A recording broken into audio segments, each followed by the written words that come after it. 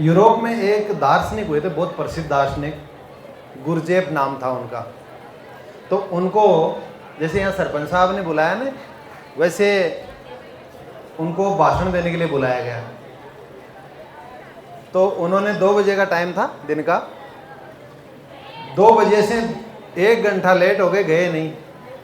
तो वहाँ के लोगों ने कहा साहब पता करो क्यों नहीं आए हो। तो उनके पास गए तो कि मैं आ रहा हूँ, आप बैठो चलो। फिर वो 1 घंटे तक फिर नहीं गए। फिर उन्होंने कहा कि पूछो तो सही क्यों नहीं आ रहे। तो गुरजेफ जी ने आके खुद ने देखा, तो उन्होंने देखा कि अभी तो आधे लोग ही गए, आधे बैठे हैं। वापस चला गया बिना बोले ही, जैसे यहाँ भी हुआ है, ठीक है ना। उसके बाद में उनको 4 बज गए, 4 बजे तक भी वो नहीं गए। तो फिर उनको जाके कहा साहब आप आए नहीं रहे हो, कि बस अब आ ही रहा हूँ चलो आप। 5 बजे आए हो और आराम से घूमते घामते आए, और उन्होंने देखा 4-5 लोग बैठे हैं वहाँ पे, और उनको आकर के भाषण देना शुरू किया। उन्होंने कहा मुझे सिर्फ तुम्हारी ज़रूरत थी, बाकी की ज़रूरत नहीं थी, ठीक है ना। तो अब मुझे तुम्हारी ज़रूरत है, बाकी की ज़रूरत नहीं है। क्योंकि जिसमें आग है ना, आग, वही यहाँ बैठ सकता है जिसको ललक है कि मुझे ये करना है। अगर ये करने की ललक नहीं है तो फिर वो अगर इस बरसात में ही नहीं बैठ सकता, आगे तो जीवन में बहुत कठिनाइयाँ और विषमताएं झेलने पड़ेंगी, बहुत चैलेंजेस हैं। अभी मैं सुन रहा था, सब कह रहे थे आपके लक्ष्य बहुत ऊंचा होना चाहिए, है ना, और बड़े बड़े लोगों ने ऐसा कहा भी है और रखना भी चाहिए। और इसके ऊपर मैं शुरुआत यहाँ से करूँगा। अमेरिका में एक व्यक्ति था जिसका नाम था मोंटी। उसके पिताजी घोड़ों को ट्रेनिंग देते थे। आप ध्यान से सुनोगे तो आपको बहुत काम की चीज़ें हैं। आपको एक सलमान खान की फिल्म है, उसमें सलमान खान पूरी पिक्चर में किक ढूंढता रहता है, किक। तो आपको पता नहीं कहाँ किक मिल जाए, उस किक के लिए ध्यान से सुनो। तो वो अमेरिका में जो व्यक्ति था मोंटी, उसके पिताजी घोड़ों को ट्रेनिंग देते थे और उस काम के लिए उनको अलग अलग शहरों में जाना पड़ता था। तो इस कारण से मोंटी को भी अलग अलग शहरों में जाना पड़ता था। तो उसकी शिक्षा में बहुत व्यवधान आता था, पढ़ाई में। एक दिन उनके टीचर ने सारे स्टूडेंट्स को कहा कि आप अपने जीवन में क्या करना चाहते हो ये लिख के दो, अपना लक्ष्य बताओ। सब ने लिखा। मोंटी ने 7 पेज भर दिए और 7 पेज भर करके उनको दे दिया गुरुजी को, लो साहब ये बनना चाहता हूं। गुरुजी ने सबका ले लिया, मोंटी का भी ले लिया, और मोंटी का 7 पेज का पढ़ा। 2 दिन बाद में लाके एफ लिख के वापस दे दिया कि तू फेल हो गया। कि साहब ऐसा क्या, आपने एफ क्यों कर दिया? कि ये लक्ष्य आप कभी अचीव ही नहीं कर सकते, ऐसा लक्ष्य मत रखो जिसको आप अचीव नहीं कर सकते हो। उसने लक्ष्य रखा था कि मैं अमेरिका में एक बहुत बड़ा पशुओं का फार्म डेवलप करना चाहता हूं जो अमेरिका में नंबर 1 हो। बच्चा मोंटी बहुत निराश हो गया कि मैं तो बहुत ही खुश होकर के लिखा था, मैं तो सोच रहा था मेरे को नंबर 1 देंगे, तो फेल कर दिया। तो घर आए, मोंटी ने अपने पिताजी को कहा कि पापा आप मेरे को सलाह दो कि मैं क्या करूं, ये गुरुदेव ने तो मना कर दिया, मैं तो चाहता हूं, ये करना चाहता हूं। तो उनके पिताजी ने कहा देखो ये स्वप्न भी तुम्हारा है, इस स्वप्न को अचीव भी तुम्हें करना है, तो निर्णय भी आपको ही लेना है। तो उसने रात भर सोचा और दूसरे दिन वापस ले जाके वो 7 पेज का पेपर टीचर को संभला दिया कि ये ऐप तो आप अपने पास रखो और मेरा सपना मेरे को वापस दे दो, ठीक है। इसके ठीक 20 साल बाद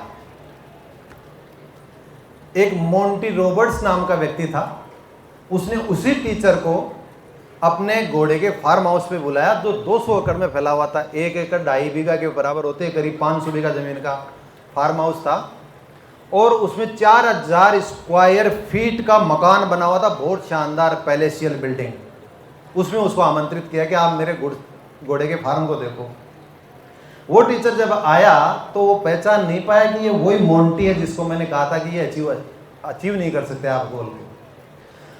उस मोंटी ने कहा कि सर आपने एक दिन मेरे को फेल कहा था कि ये लक्ष्य अचीवेबल नहीं है, आप इसको अचीव नहीं कर सकते, और मैंने आपके सामने ये जो पूरा फार्म है आप देख लीजिए अमेरिका का नंबर 1 और सबसे टॉप का फार्मर सबसे बड़ा है। तो आपको कोई आपके लक्ष्य के लिए कहे कि आप ऐसा नहीं कर सकते, वो मूर्ख है, उसके ऊपर ध्यान मत दो।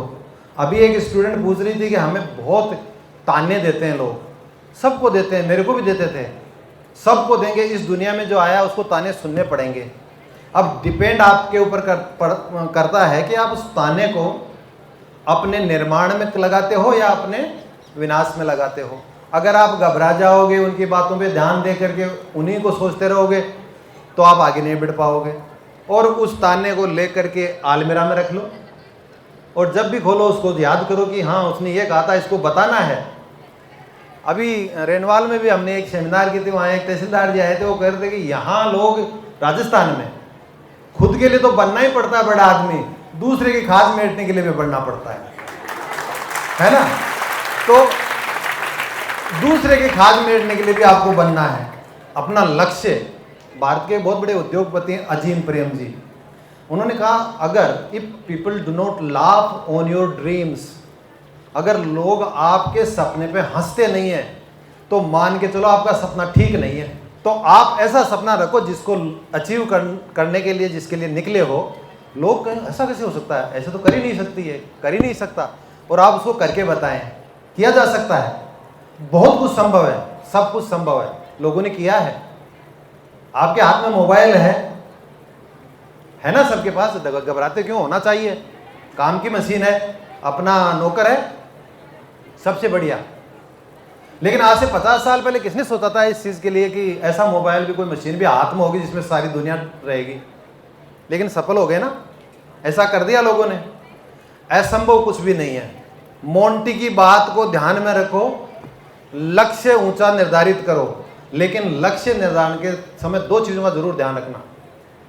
लक्ष्य आपका आपके पैशन के साथ जुड़ा हुआ हो, जो आपका पैशन है, जो जुनून है, जो करना चाहते हो, मन चाहता है, लक्ष्य उसी दिशा में होना चाहिए।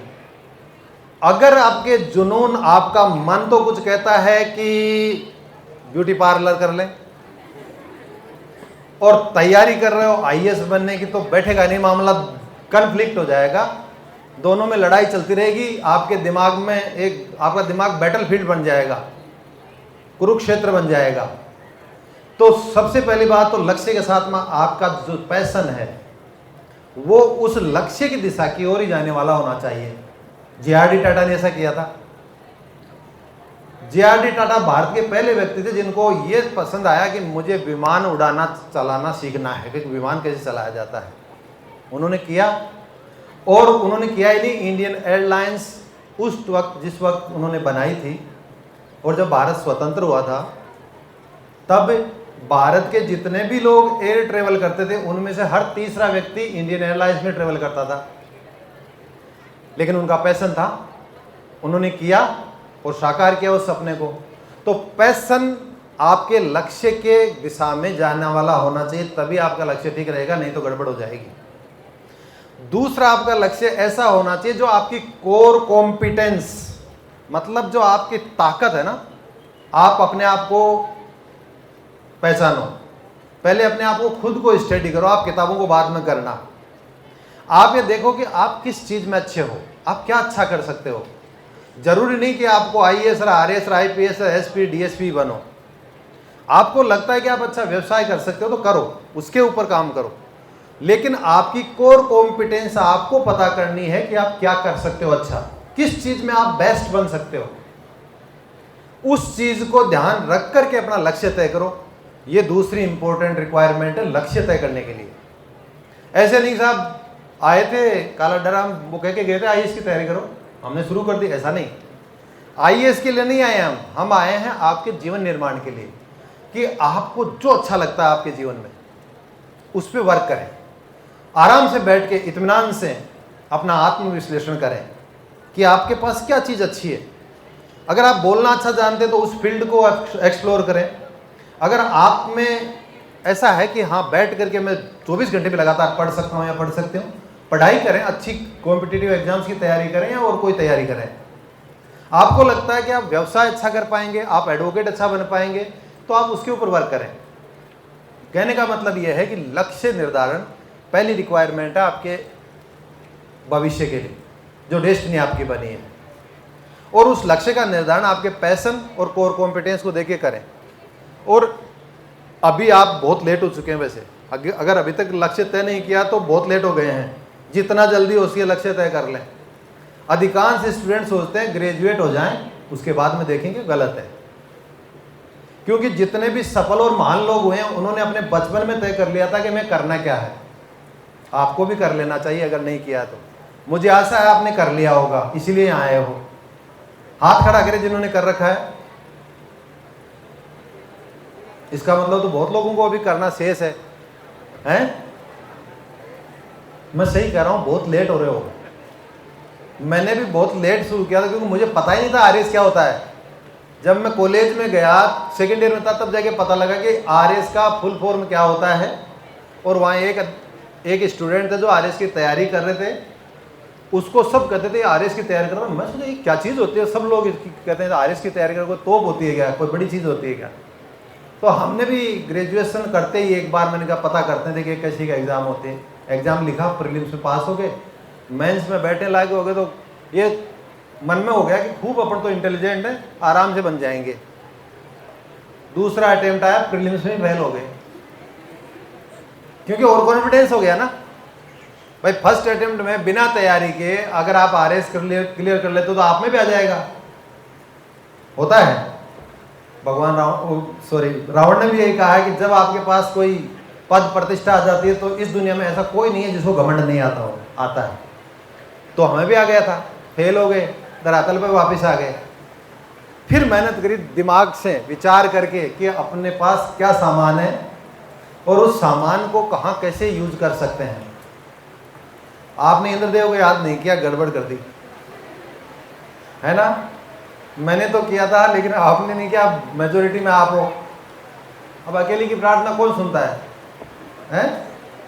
डेमोक्रेसी में तो जनता का बहुमत चलता है? तो आपको अपना लक्ष्य का निर्धारण अभी नहीं किया है तो जितना जल्दी उसके कर लें।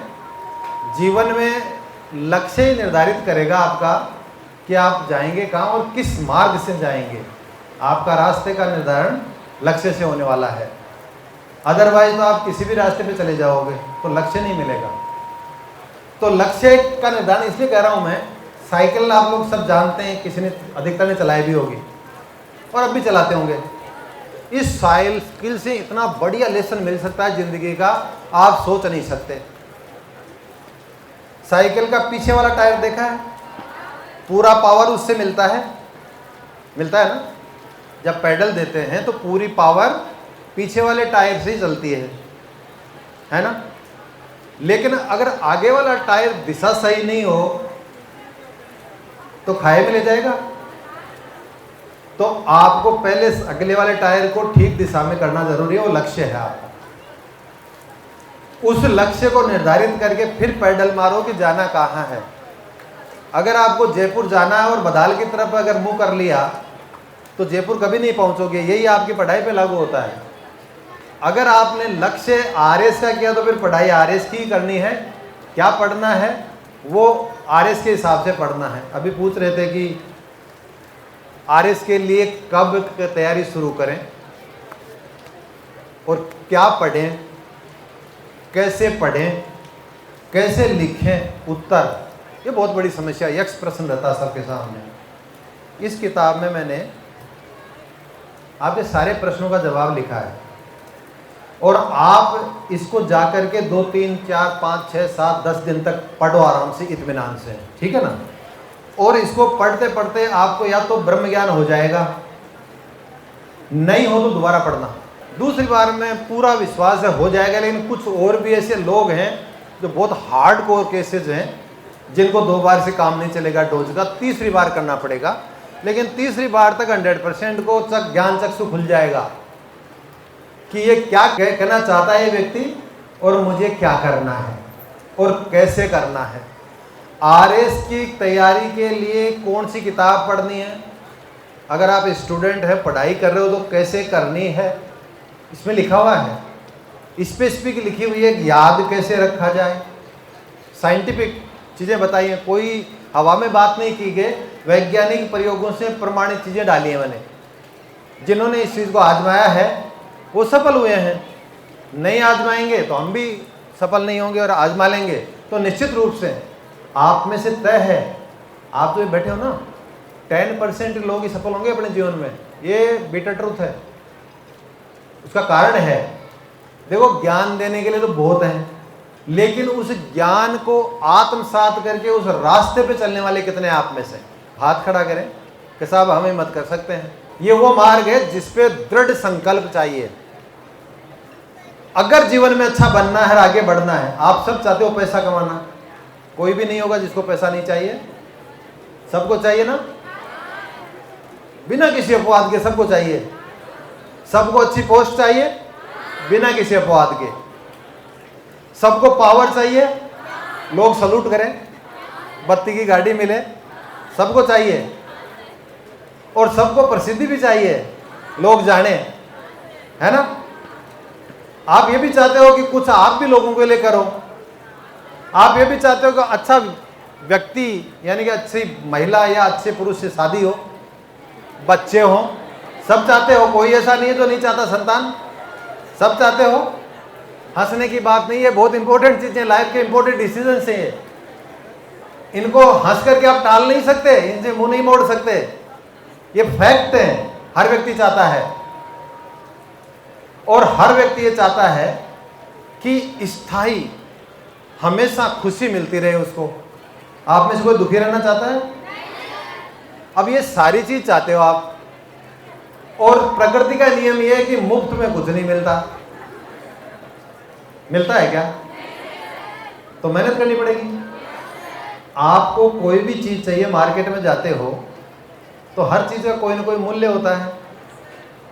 तो ये जो अभी मैंने चीजें गिनाई, इनका भी कोई मूल्य है। वो मूल्य चुकाने की आपकी कीमत, काबिलियत और कौशल है, तब आपको वो चीज मिल जाएगी, कोई मना नहीं करेगा। अगर आप में वास्तव में वो ललक है, वो आग है कि नहीं मुझे तो करना ही है, इसके बिना तो सांस नहीं लेना, तो इस दुनिया में कोई ताकत नहीं जो आपको उसको प्राप्त करने से रोक दे।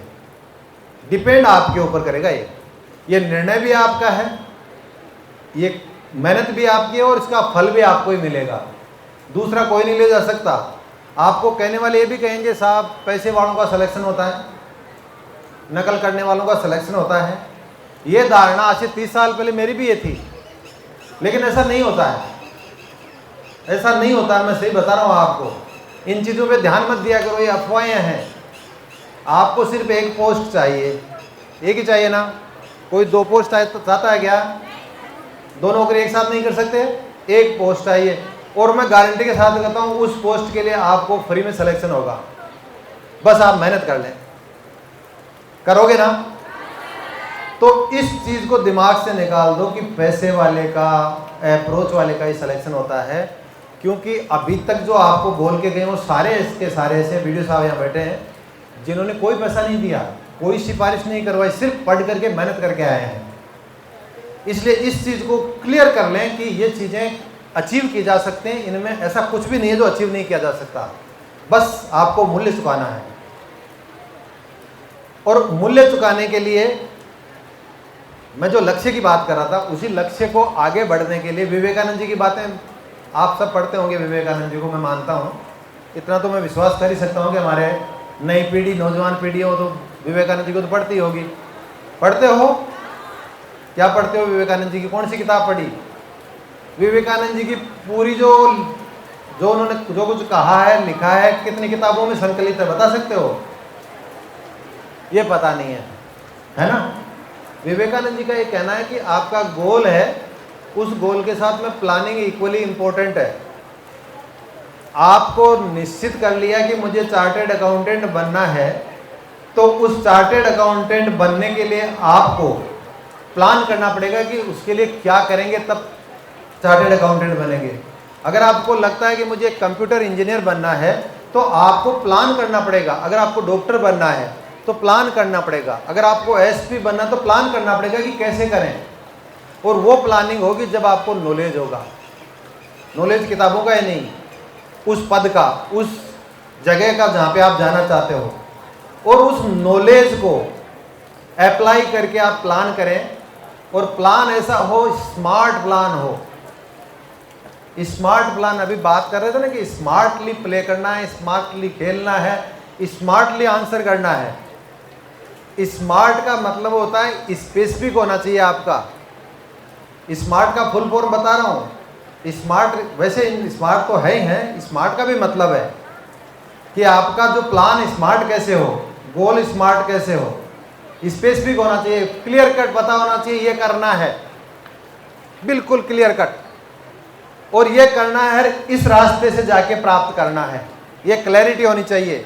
ऐसा प्लान हो जो मेमोरेबल हो, आपको ध्यान रहे, हर वक्त आपको सोने नहीं दे।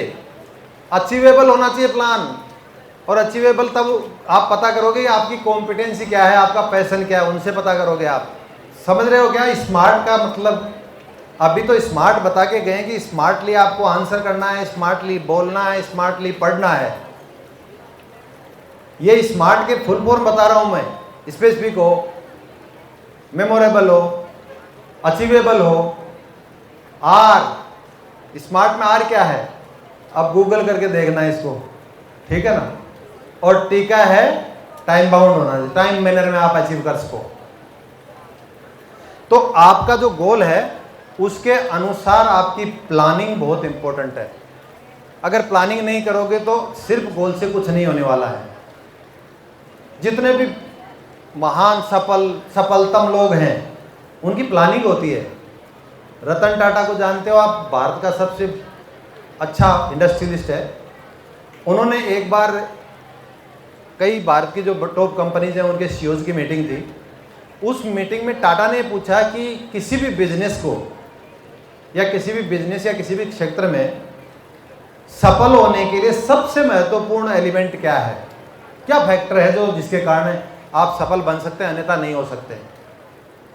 तो किसी ने कहा साहब आपके पास मैन पावर होना चाहिए, टैलेंट होना चाहिए, किसी के पास कहा और अन्य संसाधन होने चाहिए।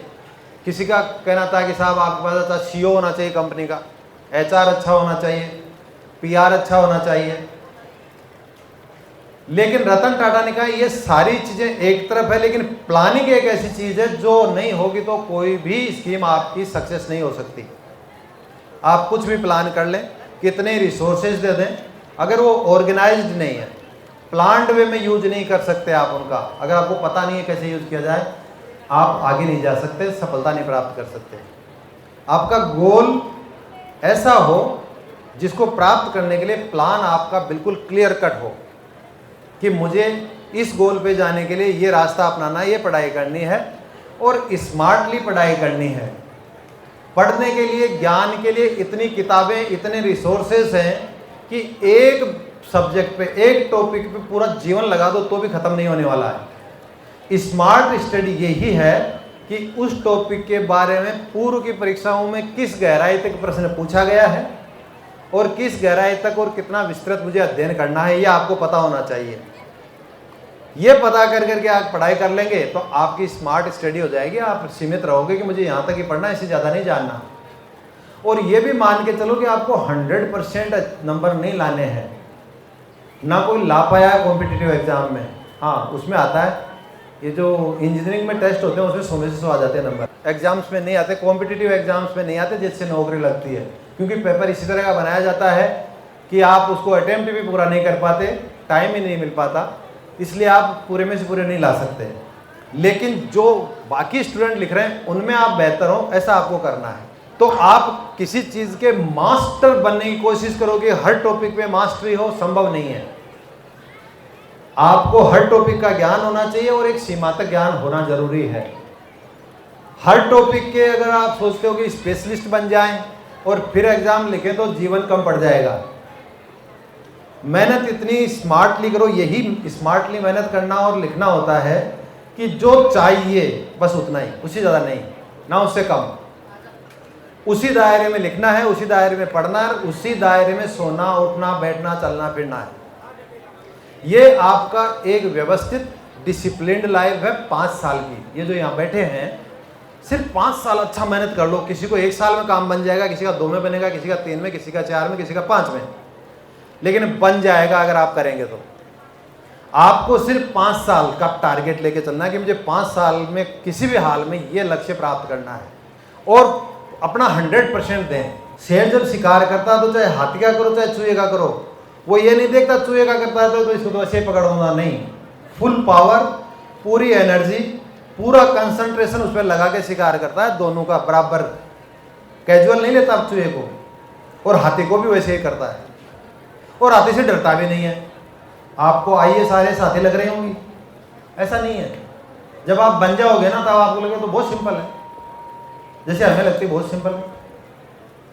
जैसे आप बन जाओगे ना, रात को सो के दूसरे दिन उठोगे तो आपको आरएएस तो कुछ भी नहीं है साहब, कोई भी बन सकता है, मैं ही बन गया, मैं ही बन गई। जब तक नहीं बनते हो तब तक ये बहुत पहाड़ लगते हैं, एवरेस्ट, माउंट एवरेस्ट की तरह लगते हैं, बिग गोल लगता है, लेकिन ऐसा है नहीं। कई आरएएस नहीं बनते, आईएएस बन जाते हैं। दोनों एग्जाम अपनी अपनी जगह इंपॉर्टेंट है, मेहनत आती हैं, इनकी कीमत है, तैयारी करें। आरएएस आईएएस नाम है, इनके जब आप एग्जाम देते हो तो कम से कम भी 30-40 सेवाओं की एक साथ एग्जाम लगती है। अगर आपके नंबर थोड़े बहुत कम रहते हो तो नीचे की सेवा में नंबर आ जाएगा, लेकिन सिलेक्शन हो जाएगा मेहनत करोगे तो। और वो पड़ोसी को बताएगा, जब मेरा तीसरे अटेम्प्ट में, दूसरे में तो मैं प्रीलिम्स में फेल हो गया, तीसरे अटेम्प्ट में मेरा तहसीलदार में हो गया। तहसीलदार में हो गया तो मेरे गांव में मैं घर जा रहा था पैदल, आजकल तो खूब साधन है, अब उनको इसी से कोई लेना देना नहीं, बात को क्या करना है, क्या करेगा, क्या कर लिया, पढ़ाई को जानते ही नहीं कि मैं पीएचडी कहाँ से कर रहा हूँ, कैसे कर रहा हूँ। उन्होंने कहा और कहीं करियो है, मुझको साहब पढ़ाई करिए और तहसीलदार में सिलेक्शन हो। तहसीलदार तो क्यों कम ही रही हो? मैंने कहा गांव में तो आज तक कोई बना नहीं, मैंने कहा कम है क्या तहसीलदार? लेकिन मेरे दिमाग में वो क्लिक कर गई बात, मैंने कहा तहसीलदार भी कम है, बोले कमाला पड़े तो पूरी मेहनत करके दिया, तहसीलदार के टॉपर भी हैं, बैठी नहीं बात। 4th अटेम्प्ट आया तब मेरे जॉन्डिस हो गया, एग्जाम ही नहीं लिख पाया। 4 अटेम्प्ट मिलते थे, मैं जनरल कैटेगरी में आता था और चारों चांस खत्म, आरएस बना ही नहीं। अब क्या होगा? अब नियति खेलती अपना खेल। 5वां चांस मैं तहसीलदार की ट्रेनिंग कर रहा था तो आरपीएस ने निकाला कि भाई ये जो आरएस की परीक्षाएं 3-3, 4-4 साल लगते हैं एक एग्जाम में, तो स्टूडेंट्स को पूरे चांस ही नहीं मिल पाते, उनकी उम्र हो जाती है, तो कहीं जिनके 4 पूरे हो गए एक और देते हैं, एक चांस मिल गया। उस चांस में मतलब जो भी चीज़ें हुई, लेकिन मैं आरएस बन गया, जिसमें पढ़ाई नहीं करी थी मैंने। मैं आपको इसलिए बता रहा हूँ कि ऐसा होता है और वास्तव में होता है।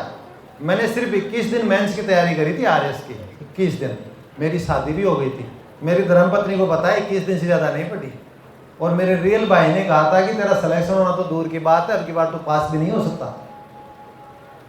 उसी एग्जाम में मेरी 4th रैंक आई थी, रिटर्न में मैं 2nd टॉपर था। इसलिए नसीब है ना, आपका नसीब क्या प्लान लेके कहां खड़ा है आपको पता नहीं, दिखता नहीं है। आपके हाथ में आपका कर्म है, आपकी मेहनत है, जो भगवान श्री कृष्ण गीता में कहते हैं कि आप सिर्फ अपना कर्म करते जाओ, बाकी काम मुझ पे छोड़ दो, तुम चिंता मत करो, तुम्हें अच्छा ही फल दूंगा, और ऐसा फल दूंगा कि तुम्हें तुम्हारी आशा से भी ज्यादा दूंगा। लेकिन हम हैं कि मानते ही नहीं है।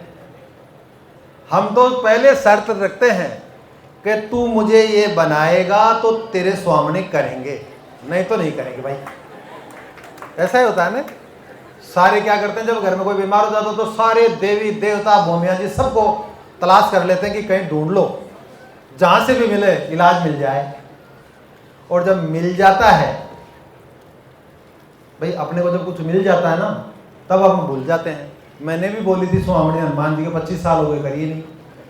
कहने का मतलब यह है कि हमें ऐसा नहीं करना चाहिए।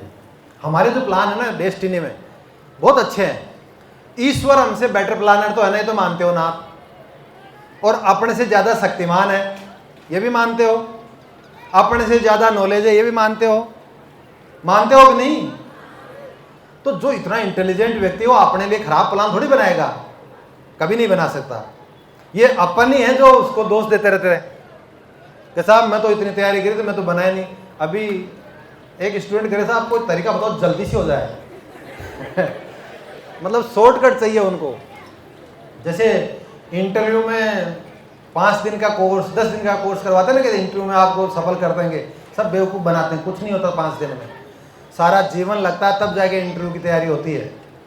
इसलिए ये जो चीज़ें हैं ये वास्तविक बता रहा हूँ मैं इन चीज़ों से गुजरा हूँ, बहुत गुजरा हूँ मैं, बहुत विषमताएं देखी है मैंने। तो मुझे ऐसा लगता है कि आप लोग भी उन्हीं परिस्थिति से गुजर रहे हो सब के सब। किसी के पास पैसा नहीं है, किसी के घर का वातावरण अच्छा नहीं है, किसी को अच्छी कॉलेज नहीं मिल रही, अच्छा स्कूल नहीं मिल रहा, किसी को लाइट ही नहीं मिल रही होगी, हो सकता है। आज भी राजस्थान में बहुत ऐसे गांव हैं जहाँ पे बच्चों को लाइट नहीं मिलती पढ़ने के लिए, उनके ये बाधा है। अगर आपको ये चीज़ें मिल रही तो आप खुश नसीब हैं। कईयों के घर पे पढ़ने की जगह नहीं है तो लाइब्रेरी में जाना पड़ता है, घर पे वातावरण अच्छा नहीं है, माहौल अच्छा नहीं है तो लाइब्रेरी में जाना पड़ता है, वहाँ भी पैसे देने पड़ते हैं।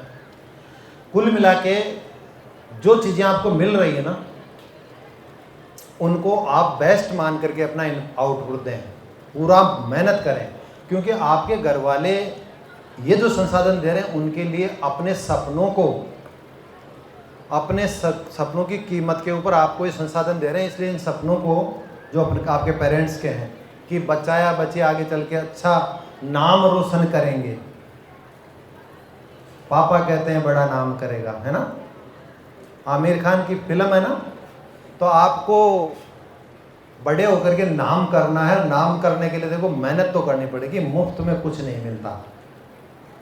अमेरिका की एक मिल्टन फ्रीडमैन व्यक्ति हुए इकोनॉमिस्ट, उन्होंने एक प्रिंसिपल दिया है, नो फ्री लंच। इस दुनिया में मुफ्त में कोई चीज़ या सेवा नहीं मिलती।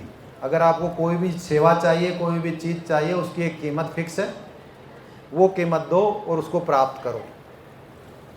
और ये सारी चीज़ें तब होंगी, आपने लक्ष्य कर लिया, प्लानिंग भी कर ली, लेकिन उसका एग्जीक्यूशन अगर प्रॉपर नहीं करोगे, उसकी क्रियान्विति जो वास्तव में करनी है आपको।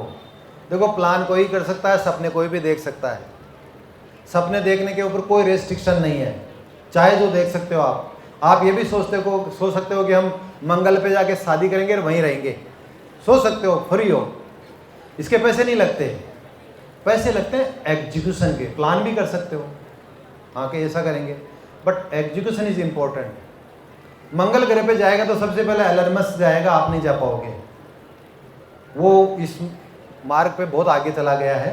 तो आप अभी अपने धरती पे रह के काम करो, इस जन्म में तो, है ना, समझ रहे हो क्या, इस धरती पे रह के काम करना है। और आपको जो प्लान बना रहे हो, जो गोल है, उसके मुताबिक एग्जीक्यूट करो, उस प्लान को क्रियान्विति करो उसकी, वो बहुत ज़रूरी है। जो वास्तव में मेहनत आपको करनी है वो है क्रियान्विति की। आपने तय कर लिया कि मुझे सीए बनना है, ये किताबें पढ़नी है, ये कोर्स करना है, इतने टाइम में करना है, एग्ज़ाम की डेट ये होंगी संभावित, और इस एग्ज़ाम की डेट के पहले मुझे ये चीज़ें कवर करनी ही है। उसके लिए आपको एग्जीक्यूशन का काम करना है, वो मेहनत है जो बहुत कम लोग कर पाते हैं।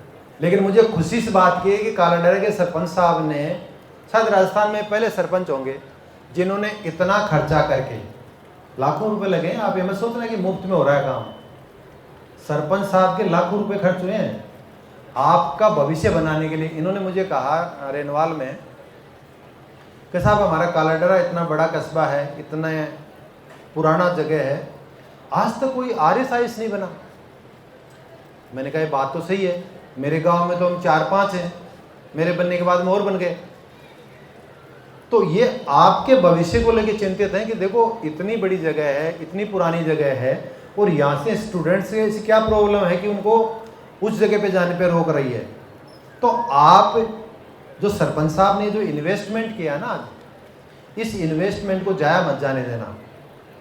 आपके परिवार वालों के साथ में आपके सरपंच साहब के भी आज आप ऋणी हो गए हो, तो इस ऋण को उतारना, लेके मत चले जाना, नहीं तो अगले जन्म में फिर आपके ऊपर ये रहेगा। ये शास्त्र सम्मत बात कर रहा हूं मैं, यहाँ शास्त्री जी बैठे हैं, इस बात से पूर्णतः सहमत होंगे। अगर इस जन्म में कोई ऋण लेके जाओगे तो अगला जन्म पुनः होगा, वो ऋण चुकाना ही पड़ेगा आपको। आज आप सब ऋणी हो गए हो, और आप ऋण से तभी उऋण होगे जब आप अपना जो अच्छा सा लक्ष्य है, जो आपका स्वर्णिम लक्ष्य है, जिसको देख करके और मन में करके आप प्रसन्न हो जाते हो कि हाँ ये मिल जाए बस मजा आ जाएगा, उसको प्राप्त कर लोगे, तब ये आप इस ऋण से ऋण होगे।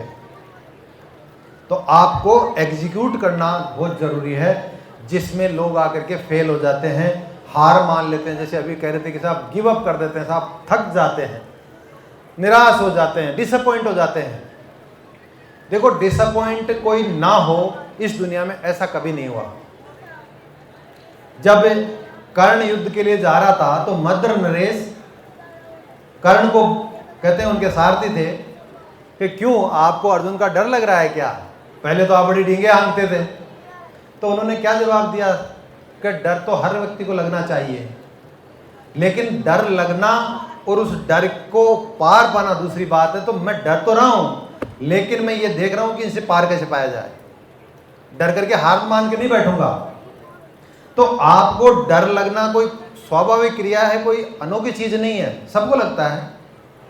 ऐसा कोई व्यक्ति नहीं है जिसको डर नहीं लगता हो, लेकिन आप उस डर के ऊपर अपना आधिपत्य जमा लो, ये इंपॉर्टेंट है। और ये तब होगा जब आप मेहनत करोगे। मेहनत का कोई विकल्प नहीं है इस दुनिया में। अगर कहीं आपको मिल जाए कोई विकल्प मेहनत का, तो मुझे बताना, मैं भी ढूंढना चाहता हूँ कि मुफ्त में कोई चीज़ मिल जाए या फ्री में, या कोई शॉर्टकट मिल जाए। अगर ऐसा होता, सोचो आप, शॉर्टकट किसी चीज़ का होता तो अपना नंबर तो बहुत पीछे आता, अपना आता ही नहीं नंबर। तो आपको शॉर्टकट तो मिल ही नहीं सकता, उपलब्ध नहीं है, इसलिए नहीं मिलेगा। मैं बता दूं, अगर किसी के गलतफहमी हो कि साहब एक किताब पढ़ करके मैं ये बन जाऊं वो बन जाऊं, नहीं, ऐसा नहीं हो सकता। क्योंकि जितने भी महान लोगों ने महानता प्राप्त की है ना, वो लोग उस वक्त कठिन परिश्रम कर रहे थे जिस वक्त अन्य लोग सो रहे थे। आप अगर सोओगे तो वो चीज नहीं प्राप्त कर सकते जो आपको प्राप्त करनी है। आपको मेहनत तो करनी पड़ेगी। ऐत्रेय ब्राह्मण है ऋग्वेद का, उसमें इंद्रदेव एक बात कहते हैं रोहित को, राजा हरिश्चंद्र के बेटे थे रोहित, उनको कहते हैं चरैवेति चरैवेति। आपने पढ़ा होगा, जरूर पढ़ा होगा ये शब्द। शास्त्री जी मानते हैं, जानते हैं इस चीज को कि चरैवेति का मतलब क्या होता है, चलते रहो चलते रहो। आपको भी चलते रहना है, अपने आप को सेल्फ मोटिवेट रखना है। हम ज्ञान लेके चले जाएंगे, ये ज्ञान 10 दिन 15 दिन 100 दिन 50 दिन कितने भी रह सकता है, लेकिन आपका खुद का मोटिवेशन जीवन भर रहेगा। खुद को मोटिवेट रखें, मोटिवेट करने वाली पुस्तकें पढ़ें। जब भी आप बोर हो जाएं, म्यूजिक सुने, एंटरटेनमेंट के लिए खेलें, कोई दिक्कत नहीं है। आप अगर 24 घंटे में से 1 घंटा खेल लेते हैं तो वो इन्वेस्टमेंट है, वेस्टेज नहीं है टाइम का। और जब एग्जाम आए तो पूरा इन्वेस्टमेंट एग्जाम की तैयारी में लगा दो। पहले आप रूटीन फिक्स रखो, शेड्यूल्ड, ऑर्गेनाइज्ड, कि मुझे ये करना है, इस तरह करना है।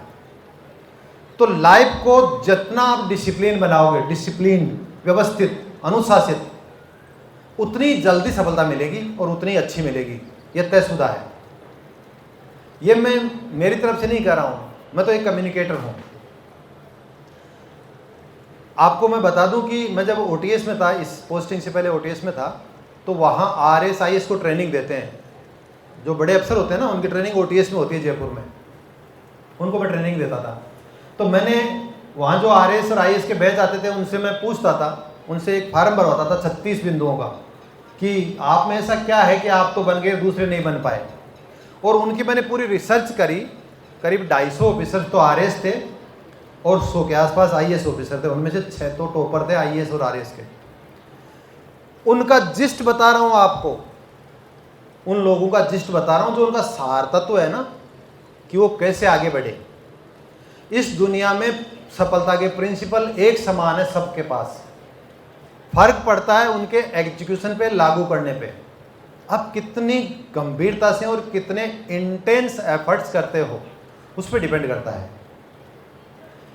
पढ़ाई, अगर हल्दी का टीका युद्ध पढ़ना है तो सबको एक ही मैटर मिलेगा पढ़ने के लिए। फर्क पड़ेगा एक तो कितना पढ़ते हो, कितनी बार पढ़ते हो और किस तरीके से लिखते हो, यहां आके अंतर पड़ता है। पुस्तकें सेम है, कंटेंट सेम है। कोई भी 1576 के आगे पीछे नहीं कर सकता इस युद्ध को। 1576 में ही करेगा भाई। 1576 में लड़ाई हुई थी और महाराणा प्रताप और मुगल बादशाह की तरफ से मान सिंह जी के बीच में हुई थी, ठीक है ना। ये तथ्य फिक्स रहेंगे, लेकिन कौन कितना याद रखता है, किस तरह से उसको लिखता है, वो डिफरेंस करेगा। और वो जो बच्चा या बच्ची करेगा वो आगे जाएगा। आप सोचते हो कि एक बार पढ़ने से सब कुछ याद रह जाए, संभव नहीं है। एक जर्मनी का वैज्ञानिक है, अब तो एक्सपायर हो गया, उसका नाम है हबिंगहोस। उसने ये पता किया कि व्यक्ति जब कोई पढ़ाई करता है तो कितनी देर तक उसको वो याद रहती है।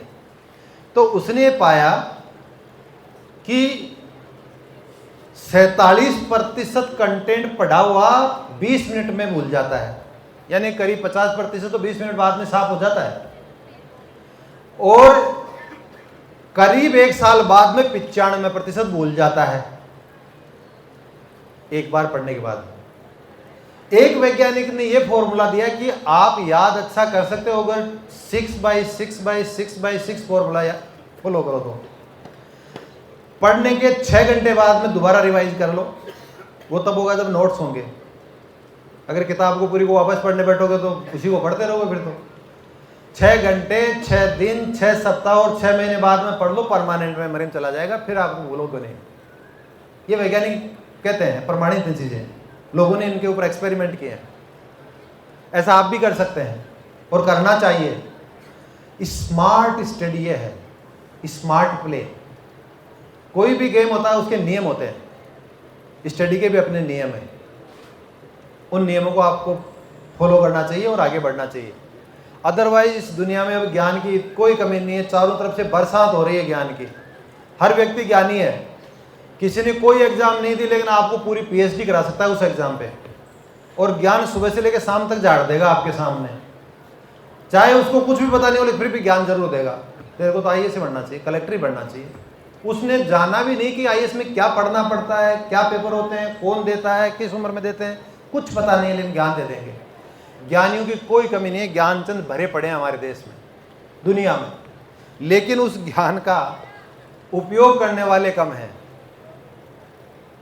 जीवन में अपनाने वाले कम हैं। इसीलिए अधिकतर लोग दूसरों के लिए तालियां बजा के चले जाते हैं, और जो तालियां बजवाने वाले हैं वो बहुत कम होते हैं। मानते हो इस बात को?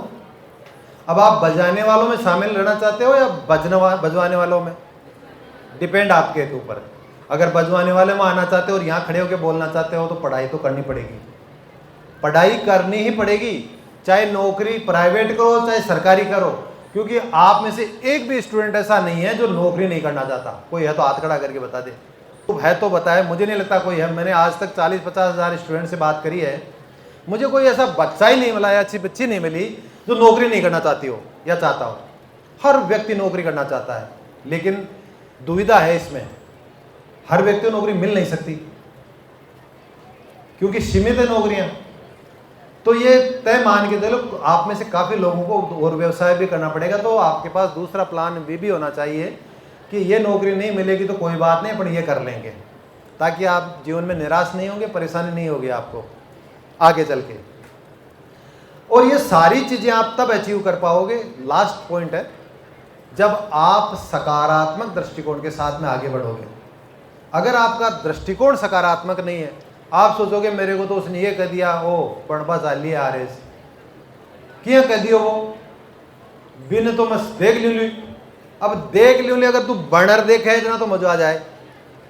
और अगर तू नेगेटिव विचारधारा तेरे अंदर आने देगी, सारे दिन इसी को सोचती रहेगी, घर वालों को कहती रहेगी देखो मेरे को उसने ये कह दिया, उसको क्या अधिकार था, वो कौन होता है कहने वाला। ये फालतू की चीज़ें हैं। दुनिया का काम है कहना। इस दुनिया में एक गाना आया था, पुरानी फिल्मों में था, इस दुनिया का काम ही कहना है, करती कुछ नहीं है, कहती है सिर्फ, करते तो अपन है। और फिर जब हम कर लेते हैं तो अभी वर्षा जी कह रही थी, हम तो पहले ही कह रहे थे तो करेगी, ये तो टॉप करेगी, यही कहते हैं ना। फिर तो पड़ोसी जो 10 साल से नहीं बोल रहा वो भी आके बताएगा मैं तो पहले ही जाना था, ये तो टॉप करेगी। माँ की तो कोई मानी ही को नहीं पहली। यही होता है ना बन जाने के बाद में। और जिस दिन तक रिजल्ट नहीं आए तब तक उनके दिमाग में रहते न हो तो बढ़िया रहे। मानव प्रवृत्ति है, उनकी कोई गलती नहीं है। मनुष्य की स्वाभाविक प्रवृत्ति है कि वो दूसरे के बारे में अच्छा नहीं सोचता, सकारात्मक नहीं सोचता। ये सबसे बड़ी दुविधा है इस इंसानियत के सामने। सब लोग जितने भी बैठे हों, जो भी दिखता है, पहले दिमाग नकारात्मक आते हैं। कभी भी व्यक्ति, आप खुद अपना एनालिसिस करना, मैं इसलिए कह रहा हूं क्योंकि ऐसा वैज्ञानिकों ने प्रमाणित किया है कि व्यक्ति के दिमाग में करीब 60,000 विचार एक दिन में आते हैं 24 घंटे में, और उन 60,000 विचारों में से 80% विचार नकारात्मक होते हैं। तो आप और मैं अपवाद नहीं हो सकते, क्योंकि लंबा थोड़ा रिसर्च करके लोगों ने प्रमाणित किया है इस चीज़ को। और आपको अगर कोई थोड़ा सा भी डाउट हो, गलत फहमी हो, तो आज शाम को सोने से पहले दिन पे पूरे पे नज़र डालना और ये देखना कि आज आपके दिमाग में क्या क्या विचार आए थे, फिर आप एनालिसिस करना कि वो पॉजिटिव थे या नेगेटिव थे। और सफलता के लिए पॉजिटिव विचार और पॉजिटिव पर्सपेक्टिव होना इसलिए भी ज़रूरी है। अमेरिका में एक बहुत बड़ी रिसर्च हुई, उस रिसर्च का परिणाम एक किताब के रूप में आया। वो किताब थी attitude is everything. Jeff Keller ने ये किताब लिखी है। उस किताब में उन्होंने लिखा है कि आपका जो दृष्टिकोण है वही सर्वस्व है। अगर आप अच्छे दृष्टिकोण वाले हैं, सकारात्मक सोच वाले हैं, तो आप बाकी सारी बाधाओं को पार कर जाएंगे। और अगर बाकी सारे संसाधन, सोच नकारात्मक है, तो आप सफल नहीं होंगे। ये सबसे बड़ी खोज है पश्चिमी जगत की। हमारे तो पूर्वज पहले ही मानते थे इस बात को कि अच्छा सोचो, सर्वे भवन्तु सुखिनः सर्वे सन्तु निरामया, हैं, सब खुश रहें, सब स्वस्थ रहें, किसी को कोई दुख ना हो। हमारे वेद पुराण तो यही कह रहे हैं। लेकिन हम लोग जब से मोबाइल, लैपटॉप, टीवी आए, तब से पश्चिमी जगत का पीछा कर रहे हैं। तो कोई बात नहीं, उनके पास भी कुछ अच्छाइयाँ हैं, उनको देखो, उनको सीखो, वैज्ञानिक दृष्टिकोण अपनाओ, कोई दिक्कत नहीं है, लेकिन उसको सकारात्मक दृष्टिकोण के साथ देखो। अमेरिका की बहुत बड़ी साइकोलॉजिस्ट है, उसने एक किताब लिखी है, ग्रोथ माइंडसेट। माइंडसेट है किताब का नाम तो, लेकिन उसने कहा कि ग्रोथ माइंडसेट के लोग होते हैं वो सफल होते हैं। जिनका फिक्स्ड माइंडसेट है, जिन्होंने दिमाग में बैठा लिया कि इसके अलावा नहीं हो सकता था, उसने पहले धारणा बना रखी है ये कुछ नहीं कर सकता, मैं कुछ नहीं कर सकता, ऐसे लोग फिक्स्ड माइंडसेट के होते हैं। और जो लोग सोचते हैं नहीं हम ऐसा कर सकते हैं, ऐसा किया जा सकता है, पहले भी लोगों ने किया है और नहीं किया तो हम करके बताएंगे, क्योंकि हर काम किसी ना किसी ने पहली बार तो किया है। और ये प्रकृति का ही नहीं, सार्वभौम सत्य है। अगर कोई एक चीज़ साबित हो गई, किसी ने कर ली, तो दूसरा भी उसको अचीव कर सकता है, इसमें कोई डाउट नहीं है। बस उसको वो मेहनत, वो प्रयास करना पड़ेगा जो उसने किया है। आप भी कर सकते हो। जीवन में कठिनाई के बिना किसी का जीवन नहीं है। हर व्यक्ति के जीवन में कठिनाइयां हैं, परेशानियां हैं, दुखी है, इसीलिए तो यहाँ आए हैं। अगर अपने को भगवान को स्थायी खुशी देनी होती तो ब्रह्मलोक में भेजते, यहाँ थोड़े भेजते। अपने में कमियां हैं इसीलिए तो यहाँ भेजा है कि तुम जाओ, थोड़ा ठीक हो जाओ, तुम्हें चांस देता हूँ, ठीक है ना। खेलने के लिए मैदान दे दिया, ओपन बैटिंग करो, 6 लगाओ, 4 लगाओ, 1 बनाओ, कोई दिक्कत नहीं है, बनाओ, अपने लाइफ को अच्छी बनाओ। सिर्फ इंसान ही एक ऐसा जीव है जिसके पास सोचने की, समझने की शक्ति है, जिसके पास प्लानिंग की शक्ति है, जिसके पास जो चाहे अचीव करने की शक्ति है। आपको करना चाहिए। इस मानव जगत में जितने भी लोग हुए हैं, जितने भी महान, प्रसिद्ध, सफल, उन्होंने कुछ ना कुछ ऐसा विशेष किया है जिसके कारण आज हम उनको याद करते हैं। उनके नाम गिनाना चाहें तो हजारों में नाम है। आप भी उनमें से एक बन सकते हो और बनना चाहिए, आपका जन्मसिद्ध अधिकार है, और आप ऐसा कर सकते हो और करेंगे। थोड़ी सी मेहनत करने की आवश्यकता है। एक बार मेहनत की आपकी आदत पड़ गई, उसके बाद में आप छोड़ोगे नहीं पीछा, ये गारंटी है। बस अपने माइंड को थोड़ा सा 10-5 दिन के लिए ग्रूमिंग करो, इसको थोड़ा तपाओ, इसकी कंडीशनिंग करो कि मुझे ये करना है, ये करे बिना सांस नहीं लेना है, ऐसा तो करेंगे ही। अगर वो कर सकता है, कर सकती है, तो मैं भी कर सकती हूँ। आपको इस दृढ़ निश्चय के साथ में काम करना है, सकारात्मक सोच के साथ काम करना। दुनिया क्या कहती है? इमैटीरियल है। जिस दिन आप सफल हो जाओगे वो सब गुण गाएंगे, आपके गीत गाएंगे, आपकी प्रशंसा करेंगे, और जब तक आप कुछ नहीं बनोगे तब तक गालियों के अलावा कुछ नहीं मिलेगा, तय है। सबको ऐसा ही हुआ है। आप ये मानते हो कि गांधी जी को लोग बुरा नहीं कहते थे? कल मैं एक व्यक्ति को सुन रहा था कि मैं तो उसको महात्मा नहीं कह सकता। कह सकते भाई, उस आदमी ने अपना पूरा जीवन, पूरा परिवार, सब कुछ त्याग दिया इस देश के लिए। आज की परिस्थितियों में हम आज 100 साल बाद में बैठ के गाने गाते हैं कि साहब गांधी जी को हम कुछ नहीं समझते। भाई पहले उसकी परिस्थितियों को विजुअलाइज करो कि किन परिस्थितियों में उन्होंने पूरे भारत को एक किया था, कितनी उन्होंने समस्याएं झेली थी। उन्होंने घर परिवार सारा समाज छोड़ करके इस भारत देश के लिए किया था। तो जितने भी बड़े लोग हुए हैं उन्होंने बहुत त्याग किए हैं, बहुत तपस्या की है। आपको तो सिर्फ पढ़ाई करनी है और कुछ भी नहीं करना।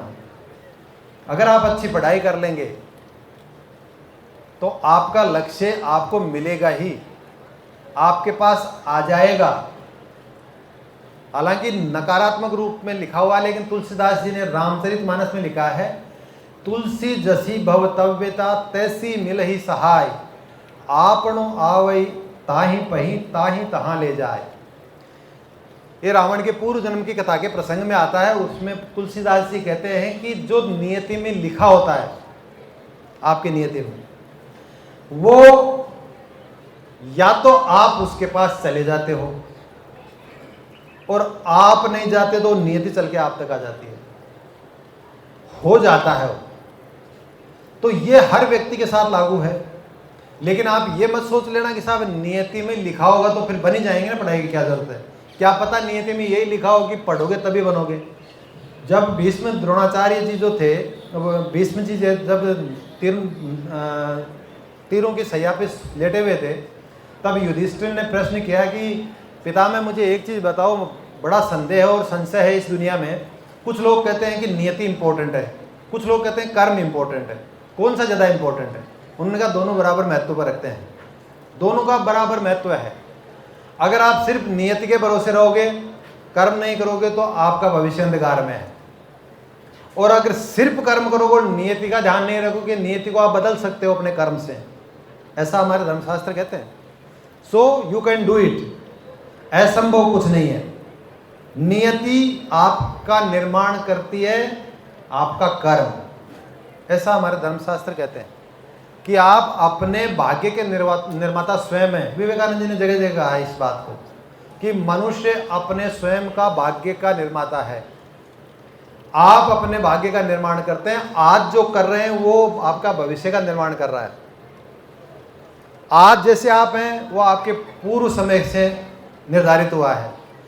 आज अगर पढ़ाई करोगे तो आगे का भविष्य ठीक हो जाएगा, आपका ही नहीं, आपके परिवार का, आपके समाज का। आप सोचो, आप एक अच्छी जगह पे, अच्छे मुकाम पे पहुंच जाओगे तो आपको कितने प्रशंसाएं मिलेंगी, कितने लोग आपकी प्रशंसा करेंगे, कितना आपको चाहेंगे, मिलेंगे, आपको सर आंखों पे बिठाएंगे। और अगर कुछ नहीं करोगे तो बहुत लोग हैं, राजस्थान में 8 करोड़ हैं, भारत में 140 करोड़ लोग हैं, खूब है, क्या फ़र्क पड़ता है, आप भी उनमें से एक हो जाओगे, फिर कोई मतलब नहीं निकलता। ईश्वर ने यहाँ भेजा है, कुछ न कुछ उद्देश्य के लिए तो भेजा है। एक बार अल्बर्ट आइंस्टीन ने को किसी ने पूछा कि साहब इस मनुष्य का इस धरती होने का क्या मतलब है, तो उसने एक ही जवाब दिया कि अगर मनुष्य को भगवान ने बनाया है तो बिना कारण तो बना नहीं सकता, कोई ना कोई तो इसके पीछे लॉजिक है। इसलिए इस लॉजिक के ऊपर ध्यान दो कि आपको किसी न किसी काम के लिए बनाया है और उस काम के ऊपर काम करो। और आपके लिए भी लक्ष्य निर्धारित भगवान ने पूर्व से कर रखा है, आपको उसको तलाश करके उस पर काम करना है। कहने को बहुत कुछ है, लेकिन सार तत्व यह है कि जीवन में मुफ्त में कुछ नहीं मिलता, असंभव कुछ भी नहीं है। ये सार तत्व है। आप चाहे जो प्राप्त कर सकते हैं, लेकिन मुफ्त में नहीं मिलेगा। चारों का अपना अपना महत्व है और मैं चाहता हूं कि आप इन चारों किताबों को पढ़ें। निश्चित तौर पे आप अपने आप को एक नया वर्जन पाएंगे पढ़ने के बाद में। और ये भी तय है कि जो आपके प्रश्न हैं उनका अधिकांश का समाधान हो जाएगा। नहीं हो तो इन किताबों के पीछे मेरे नंबर लिखे हुए हैं, आप मेरे को व्हाट्सएप कर देना कि इसके बारे में बताओ, मैं आपको जवाब कर दे दूँगा। या और आपके कोई कांटेक्ट में हो, किसी भी को आप उचित मानते हो कि इसके पास इसका जवाब मिल सकता है। क्वेश्चंस का डाउट नहीं रहना चाहिए, क्लैरिटी होनी चाहिए किसी प्रकार का प्रश्न हो, क्योंकि डाउट आपको कहीं आगे नहीं जाने देगा। डाउट्स ना रखें, चाहे पढ़ाई का हो, घर परिवार का हो, जीवन का हो, कोई भी चीज़ हो। अगर कोई भी समस्या हो तो उसको शेयर करो, पूछो, उसका समाधान पूछो। क्या पता किसी ने पहले से वो समस्या झेली हो, आपको आसानी से मिल जाए। ऐसा होता है, बहुत बार होता है। तो ये जो 4 किताबें हैं ये सरपंच साहब आपको उपलब्ध करवाएंगे, इन्होंने ही इनको प्रिंट करवाया है और ये इतना बढ़िया सुंदर प्रोग्राम करवाया है। और सबसे ज़्यादा धन्यवाद आपको कि आप इतनी बरसात और इतनी प्रतिकूल परिस्थिति के रहते हुए भी बैठे हो, सुन रहे हो, शांति से सुन रहे हो। इससे ज़्यादा और क्या हो सकता है? अच्छा, ये बताता है कि आप में वास्तव में वो ललक है, आप चाहते हो कि कुछ बने, कुछ प्राप्त करें, लेकिन वो रास्ता नहीं मिल रहा, वो जगह नहीं मिल रही, छटपटा रहे हो। और वो छटपटाहट तब दूर होगी जब मेहनत करोगे। वो अल्लामा इकबाल का एक शेर है, खुदी को कर बुलंद इतना, खुदी का मतलब ना व्यक्तित्व है, खुदी को कर बुलंद इतना कि हर तकदीर से पहले खुदा बंदे से खुद पूछे बता तेरी रजा क्या है। इतनी मेहनत करो, इतनी मेहनत करो। समिताभ फिल्म देखी है क्या? अमिताभ और धनुष की एक फिल्म है। दक्षिण भारतीय एक्टर तो है धनुष, तमिल फिल्म का एक्टर है। और अमिताभ को तो जानते ही होंगे आप। इन दोनों ने मिलकर के समिताभ फिल्म बनाई है, जिसमें आवाज़ तो अमिताभ जी देते हैं और रोल करते हैं धनुष जी। उसमें शुरुआत में वो धनुष ये कहता कि कोई भी चीज़ को इतना तैयारी के साथ हो, इतनी बुरी तरीके से चाहो कि उसको आपको मिलना ही पड़े। समिताभ फिल्म में शुरुआत में आता, देखना उस फिल्म को, अच्छी फिल्म है, कि आपको कोई चीज़ इतनी डिजायर सो बैडली कि वो जो चीज़ है ना उसके लिए भगवान भी पहले आकर के पूछे, भाई तू क्यों कर रहा है इतनी मेहनत, को बता तो दे, तेरे को मैं देने के लिए तैयार हूं। इस लेवल की करो।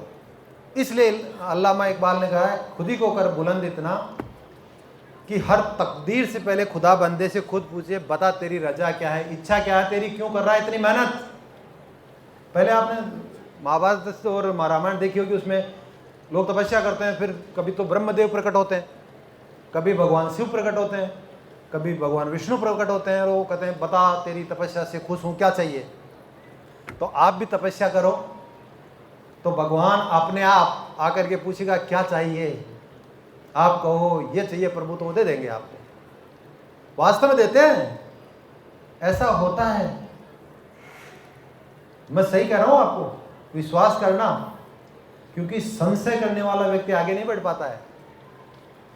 आत्मविश्वास बहुत जरूरी है। भगवान कृष्ण को जब कुरुक्षेत्र युद्ध होने की ठहर गई कि युद्ध तो होना है, तो उतंग ऋषि ने भगवान कृष्ण को कहा कि तुम क्या कर रहे हो, पांडव 5 हैं, कौरव 100 हैं, तुम पांडवों से युद्ध करवा रहे हो कि इनका विनाश करवा रहे हो। तो पता भगवान श्री कृष्ण ने क्या कहा? उन्होंने कहा संख्या से नहीं, दृढ़ विश्वास और सामर्थ्य से युद्ध जीते जाते हैं, संख्या बल से नहीं जीते जाते हैं। आपका सामर्थ्य और आपका आत्मविश्वास, खुद पे विश्वास, ईश्वर में विश्वास जरूरी है। अखंड होना चाहिए, अटूट होना चाहिए, दृढ़ होना चाहिए कि यस ईश्वर है, कोई डाउट ही नहीं है।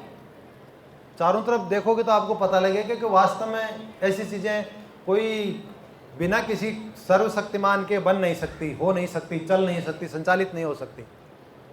लेकिन प्रॉब्लम यह है कि हम अपने डे टू डे अफेयर्स में इतने बिजी हैं कि इस चीज़ के बारे में सोच ही नहीं पाते, और ऐसे करते करते पूरा जीवन निकल जाता है। एक दिन आता है कि हवा निकल जाती है, जयराम जी की हो जाती है, सब कुछ यहीं रह जाता है ना।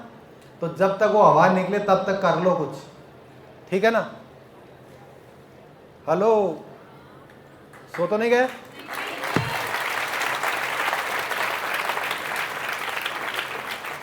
सबसे ज्यादा तालियां सरपंच साहब के लिए बजाओ। मतलब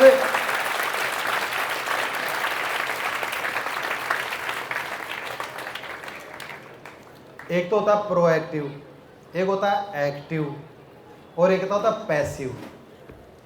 प्रोएक्टिव व्यक्ति वो होता है जो खुद चल के कोई काम करने की सोचता है, करता है, उसको कहते हैं प्रोएक्टिव, अग्र सक्रिय होकर काम करना। एक होता है एक्टिव, जिसको धक्का लगा दो तो चल जाएगा, नहीं बैठा रहेगा, ठीक है। एक होता है पैसिव, जिसको धक्का मारो तो भी नहीं चलता। वो इनर्शिया डेवलप कर लेता है। फिजिक्स के स्टूडेंट जानते हैं इनर्शिया क्या होता है। सरपंच साहब है प्रोएक्टिव, इन्होंने देखा कि मैं ये पुण्य कमा लूं, इतने बच्चों में से बच्चियों में से कोई ना कोई बच्चा तो जरूर इनको दुआएं देगा जिस दिन बन जाएगा कुछ, कि काश उस दिन वो नहीं रखते तो पता नहीं मेरा जीवन कैसा होता। तो इन्होंने वो पुण्य कार्य किया, वो यज्ञ किया है। ये यज्ञ है ज्ञान यज्ञ। 5 यज्ञ बताएं शास्त्रों में, शास्त्री जी तो प्रमाण है उसके, उनमें से ज्ञान यज्ञ भी एक यज्ञ है। और इस दुनिया में सबसे बड़ा और सर्वोत्तम जो दान है वो भी ज्ञान ही है। मैं सही कह रहा हूं सर? शिक्षा का जो दान है उससे बढ़कर इस दुनिया में कोई दान नहीं है। तो मुझे इसके लिए इन्होंने पात्र समझा, इनके लिए मैं उनका बहुत आभारी हूं। इन्होंने चला के मुझे कहा कि साहब हमारे कालेडरा में भी करवा दो एक प्रोग्राम। सारी प्रतिकूलताओं के बावजूद भी मुझे संतुष्टि है कि आप बैठे रहे, आपने सुना, और मुझे आशा है कि आपको कुछ तो ज़रूर मिला होगा, कोई किक जो आप चाह रहे थे, कोई से नहीं कोई सी बात में तो आपको किक मिली होगी। उस किक से किक स्टार्ट हो जाओ और स्टार्ट होके काम करो, अपने जीवन का निर्माण करो। क्योंकि डाउट्स बहुत होते हैं स्टूडेंट्स के, और कई स्टूडेंट्स क्या पब्लिकली नहीं पूछते हैं, तो मैंने उनको जरिया बता दिया, व्हाट्सएप पे आप व्हाट्सएप कर देना क्वेश्चन, आंसर ज़रूर मिलेगा आपको, सही मिलेगा, सटीक मिलेगा, आपके साथ कोई खिलवाड़ नहीं होगा उसमें। Any question related to study and anything else? हाँ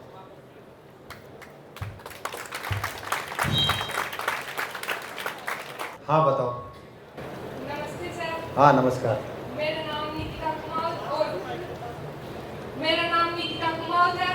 मैं सरस्वती स्कूल की छात्रा हूँ। मैं आपसे एक प्रश्न पूछना चाहती हूँ कि आज शिक्षा बस केवल रोजगार के लिए सीमित रह गई है, और इस गिरती हुई नैतिकता और इस गिरते हुए सामाजिक मूल्य के प्रति आपके क्या विचार है? इन युवाओं को इस समस्या के लिए आप क्या गाइडेंस करना चाहेंगे? इसका मतलब आपको ये तो पता है कि शिक्षा का स्तर गिर रहा है? शिक्षा का स्तर नहीं गिर रहा है, हम ही गिरा रहे हैं अगर गिर रहा है तो। क्योंकि अभी मैंने पूछा था आप में से कोई ऐसा है कि जो सरकारी नौकरी या प्राइवेट नौकरी न करके कोई और भी काम करना चाहता है? आप सब लोग ये चाहते हो कि शिक्षा नौकरी के लिए कर रहे हैं हम तो पढ़ाई, क्योंकि हमारे पेरेंट्स भी, एक तेरे को मैथ्स ही लेनी है, तेरे को बायोलॉजी लेनी है, डॉक्टर ही बनना है, बच्चे तो डॉक्टर ही बनना है, बच्चा तो इंजीनियर ही बनना है। तो भाई 2 ही सब्जेक्ट हैं क्या इस दुनिया में? पढ़ाई के लिए तो बहुत सब्जेक्ट बने हैं। शिक्षा का स्तर हम खुद गिरा रहे हैं, तो कोई बाहर से नहीं आ रहा गिराने के लिए। हमने दिमाग में ये बिठा लिया कि नौकरी सब कुछ है। और प्रॉब्लम यह है कि वो जो खास करने वाले लोग हैं ना, पड़ोसी, वो बहुत ज़्यादा परेशान करते हैं। क्योंकि वो ये कहते थे वो फलाना का तो वह बच्ची आ बन गई, तू तो क्यों करियो ही को नहीं है, कहते ना क्यों कर हैं, नाम ही खराब कर दियो।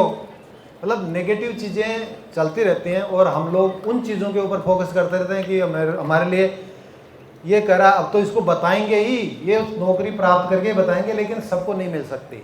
ऐसा ये ट्रुथ है, क्योंकि नौकरी लिमिटेड है। राजस्थान में 8 लाख अधिकारी कर्मचारी हैं, 8 लाख सिर्फ, आबादी 8 करोड़, कितना परसेंट? 1%, हार्डली 1%। तो 1% से ज़्यादा पॉपुलेशन नौकरी नहीं लग सकती, सरकारी नौकरी। इतने प्राइवेट सेक्टर में मान लो तो 2% मान लो, 3% मान लो, 5% मान लो, 5% से ज़्यादा को रोजगार नहीं मिल सकता नौकरी के रूप में। बाकी को कुछ ना कुछ करना पड़ेगा। तो आप अपना धंधा करें, अपने आप को इस तरह से स्किल डेवलप करें। सरकार खूब स्कीम चला रही है, अलग अलग ट्रेड्स में अलग अलग स्किल डेवलपमेंट की ट्रेनिंग दे रही है, फ्री दे रही है। आप उसको यूज करें। इस चीज़ को लेकर ना बैठे कि 30 साल तक स्टूडेंट ही बने रहें कि नौकरी लगेगी तब भी हम कुछ करेंगे, नहीं तो साहब चलेगा ही नहीं जीवन ही। ऐसा नहीं है, गाड़ी चलेगी, जीवन भी चलेगा, चलना चाहिए, चलते रहना चाहिए। शिक्षा का स्तर जब तक कोई बड़ी सामाजिक और सांस्कृतिक और शैक्षिक क्रांति नहीं आएगी, ये ऐसे ही चलता रहेगा। क्योंकि आज शिक्षा के स्तर की कोई सुधार की बात करता है तो वो कोई 1-2% लोग हैं, बाकी सब लोग। आप ये बताओ, आपके कितनों के पेरेंट्स ऐसे हैं जो गवर्नमेंट स्कूल में बच्चे को मर्जी से भेजना चाहते हैं? मजबूरी से नहीं, मर्जी से। मजबूरी एक पैसे नहीं है तो अलग बात है, लेकिन मर्जी से आप में से एक का भी पेरेंट ऐसा नहीं होगा जो सरकारी स्कूल में पढ़ाना चाहता है, जबकि सरकारी स्कूल के टीचर मोर क्वालिफाइड, मोर टैलेंटेड होते हैं। ऐसा है ना? ऐसा है। उनके पास पूरे संसाधन होते हैं, पूरी सब कुछ चीज़ ठीक है, लेकिन फिर भी पढ़ाएंगे प्राइवेट स्कूल में। और मुझे ये अच्छी तरह पता है कि प्राइवेट स्कूल में सिर्फ 10 बच्चों के और बच्चियों की जो मेरिट में नाम आते हैं उनके नाम लगा करके, बोर्ड लगा करके ये बताना कि सिर्फ नंबर ही सब कुछ है, बहुत गलत बात है। ये जो नंबर है ना, ये गेम नंबर का बहुत नुकसानदेह है। अगर व्यक्ति सिर्फ नंबर के चक्कर में पड़ा रहता तो उसका जीवन खराब हो जाता है। क्यों हो जाता है? क्योंकि ये नंबर तो टॉप में तो 1-2% ही आएंगे, बाकी को तो सबको पीछे रहना है। और वो जो 1-2% है वो तो चलो सेट हो जाएंगे, बाकी तो ये सोचते रहेंगे यार हम तो पीछे रह गए, हमारा तो नंबर ही नहीं आया। तो शिक्षा का स्तर जब तक हम हमारे परिवार में इंप्रूवमेंट नहीं लाएंगे, एक्चुअली 4 P हैं जो इन चीज़ों को निर्धारित करते हैं। परिवार यानी कि पेरेंट्स, फैमिली, फ्रेंड्स, टीचर्स और सोसाइटी। अगर ये 4 चीज़ें ठीक रहें, सही सोचें, सही दिशा में सोचें, तो किसी भी क्षेत्र में, लाइफ के किसी भी क्षेत्र में गिरावट नहीं आ सकती। और यही चारों रेस्पॉन्सिबल अगर कहीं गिरावट आती है तो। लेकिन शुरुआत परिवार से होती है, क्योंकि बच्चा शुरू में 6 साल तक पेरेंट्स के पास रहता है। जैसा उसको उस 6 साल में मिलता है वो बच्चा जीवन पर्यंत वैसा ही रहता है। क्योंकि शुरुआत का जो 6-8 साल तक का जो पीरियड है, उसमें जो बच्चे का जो दिमाग होता है, उसमें जो एब्जॉर्ब करने की कैपेसिटी होती है वो हाईएस्ट होती है। 8 साल की उम्र तक बच्चे के दिमाग की, साइंस की बात बता रहा हूँ, जो एक्सेप्ट और एब्जॉर्ब करने की कैपेसिटी होती है वो हाईएस्ट होती है। तो उस पीरियड में जो चीज़ उसको दी जाती है उसको वो सही मान लेता है, चाहे वो गलती हो। अब उसको ये शुरू में ये सीखने को और देखने को और सुनने को मिलता है कि प्राइवेट स्कूल में पढ़ाई अच्छी होती है, वहीं मेरिट आती है और वहीं के बच्चे इंजीनियरिंग में जाते हैं, वहीं के डॉक्टर बनते हैं। जब ये हम पढ़ाएंगे शुरुआत में, तो बाद में कैसे उसकी दिशा और दशा बदलेगी? तो शुरुआत परिवार से होती है। अगर परिवार में ये चीज़ हर परिवार सोच ले कि बच्चों को हमें ग्रो करने देना है, स्टंटेड ग्रोथ ना हो। अब थोड़ी अंग्रेजी की चीज़ें, मैं बड़ी चीज़ बात कर रहा हूँ। स्टंटेड ग्रोथ का मतलब ओवरऑल आपका mental, physical, spiritual, cultural, emotional, ये जो डायमेंशंस है वो डेवलप नहीं हो पाते। सिर्फ एक नंबर चाहिए। अरे साहब भी का देखो 99 का 100, कल परसों में पढ़ा था 100 में से 100 नंबर। आर्ट्स के स्टूडेंट के 100 में से 100 नंबर आ सकते हैं क्या? आप बताओ, ऐसी कोई शिक्षा प्रणाली है भारत में कि आर्ट्स के सब्जेक्ट में 100 में से 100% number? How it is possible? लेकिन आ रहे हैं, क्योंकि हमने ये एक चूहा दौड़ बना दी। और चूहा दौड़ की सबसे बुरी बात यह है कि उसमें दौड़ता हो, जो जीतता हो वो भी चूहा ही रहता है। चूहा दौड़ है, उसमें कितना ही दौड़ तेज लगा लो, अंत में जीतोगे तो भी चूहे रहते हो। इसलिए इस चूहा दौड़ से बाहर निकलना जरूरी है। नंबर ही सब कुछ नहीं है। अगर आप एक अच्छे इंसान हो तो इस देश की, समाज की ज़्यादा सेवा कर सकते हो उस ज़्यादा नंबर वाले से। क्योंकि ज़्यादा नंबर वाले को ये पता ही नहीं है कि पेरेंट्स क्या होते हैं, ब्रदर्स क्या होते हैं, सिस्टर्स क्या होती हैं।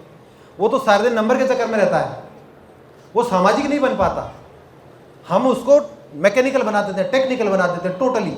अरे साहब उनका बच्चा और बच्ची तो इतने पैकेज पे, भैया पैकेज तो ठीक है, लेकिन उस पैकेज का करोगे क्या? वो सिकंदर, वो बच्ची शुरुआत करके गई थी कि सिकंदर ही गया था, तो वह खाली हाथ गया था। हमने हमारा जो मूल क्षेत्र था, जो कोर कॉम्पिटेंस थी स्पिरिचुअल इंटेलिजेंस की, उसको बुला दिया। बोलने के लिए बहुत है मेरे पास, बहुत कुछ बता सकता हूं, लेकिन आप सब बोर हो गए होंगे अब, है ना?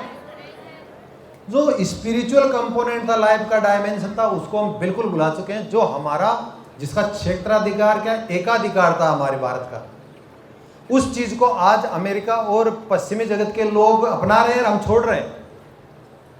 तो हमें गिरावट के लिए कोई एक व्यक्ति रेस्पॉन्सिबल नहीं है, एक संस्था रेस्पॉन्सिबल नहीं है।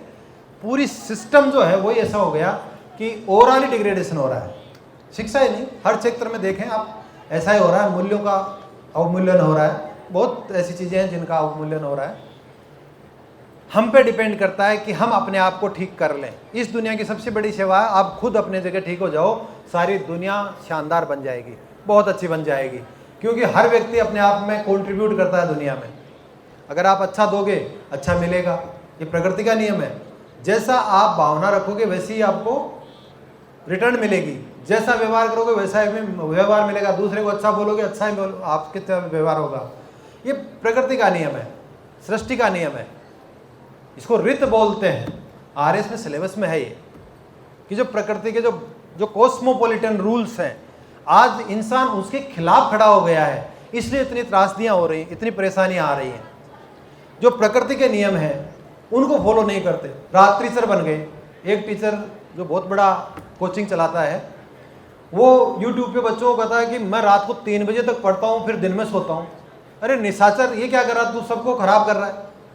भाई हमारे जो विवेकानंद जी ये कह के गए, जो इतने बड़े विद्वान थे, जितना बड़ा विद्वान आज तक नहीं हुआ भारत में, जो आध्यात्मिक जगत के बहुत बड़े विद्वान थे, उन्होंने कहा था कि अगर व्यक्ति सुबह उठ के पढ़ता है, हालांकि हो सकता है मैं नहीं पढ़ता हूँ सुबह उठ के, लेकिन उनका कहना है कि सुबह उठ के पढ़ता है वो व्यक्ति जो रात को लेट तक पढ़ता है, उस व्यक्ति की कंपैरिजन में 3 गुना ज़्यादा रिटेंशन करता है, मेमोरी 3 गुना ज़्यादा होती है उसकी, ग्रास्पिंग पावर 3 गुना ज़्यादा होता है। ये विवेकानंद जी कह के वो मूर्ख तो थे नहीं, पढ़े लिखे थे, और सारी दुनिया में ये प्रूव कर दिया था कि भारत का जो आध्यात्मिक ज्ञान है वो सर्वश्रेष्ठ ज्ञान है। लेकिन हम विवेकानंद जी को पढ़ते नहीं है क्योंकि हमारे पास टाइम नहीं है। सुरेंद्र दुबे जी को सुनो एक दिन, उनकी कविता है टाइम नहीं है। झारखंड के रहने वाले, बहुत अच्छी कविता है, उसको जरूर सुनना चाहिए, आपको पता लगेगा कि टाइम नहीं है। तो प्रॉब्लम यह है कि हमारे पेरेंट्स के पास टाइम नहीं है कि वो बच्चों को संस्कार दे सकें। सबसे बड़ी समस्या है संस्कारहीनता की। कल मैं रामभद्राचार्य जी को सुन रहा था, उसमें वो उस दुआ की व्याख्या कर रहे थे जो रामचरितमानस में लिखा, ढोल गंवार शूद्र पशु नारी ये सब ताड़न के अधिकारी। किसी बिहार के मिनिस्टर ने, शिक्षा मंत्री ने कह दिया कि तुलसीदास जी के रामायण में तो कुछ कचरा भरा हुआ है। तो उन्होंने उसका जवाब दिया था, उसके माध्यम से उन्होंने श्राप भी दे दिया उनको कि तो आगे ना तो एमएलए बनेगा ना मंत्री बनेगा, वो अलग विषय है। लेकिन उन्होंने शूद्र का अर्थ बताया। हम लोग शूद्र से मत लेते हैं, वर्ण से लेते हैं। उनका कहना ऐसा नहीं है। शूद्र का मतलब संस्कारहीन, आचरणहीन व्यक्ति होता है। अगर कोई ब्राह्मण भी 3 दिन संध्या नहीं करता तो वो भी शूद्र है, ये उनका कहना है। जिनको, मैं ये हाल बाल आदमी की बात नहीं कर रहा हूँ अपने जैसे की, उसको ऋग्वेद से लेके आज तक के जितने भी ग्रंथ हैं सारे कंठस्थ हैं और जन्म से अंधे हैं। चक्षु खुले क्या थोड़े बहुत, जन्म से अंधे हैं, उम्र 73 साल है। ऋग्वेद से लेकर के रामचरितमानस तक कुछ भी पूछ लो, आपको लाइन सहित पेज सहित बता देंगे, आज की तारीख में जिंदा है भारत में। और अगर मुलाकात करनी है, साक्षात्कार करना है, तो तुलसी पीठ पे चले जाओ, तुलसी पीठ के पीठाधीश्वर हैं। हमारे देश में है प्रतिभाएं, लेकिन टाइम नहीं है। टाइम नहीं है ना। मोबाइल को यूज करो इन चीजों को समझने के लिए, सुनने के लिए, आप समृद्ध बन जाओगे।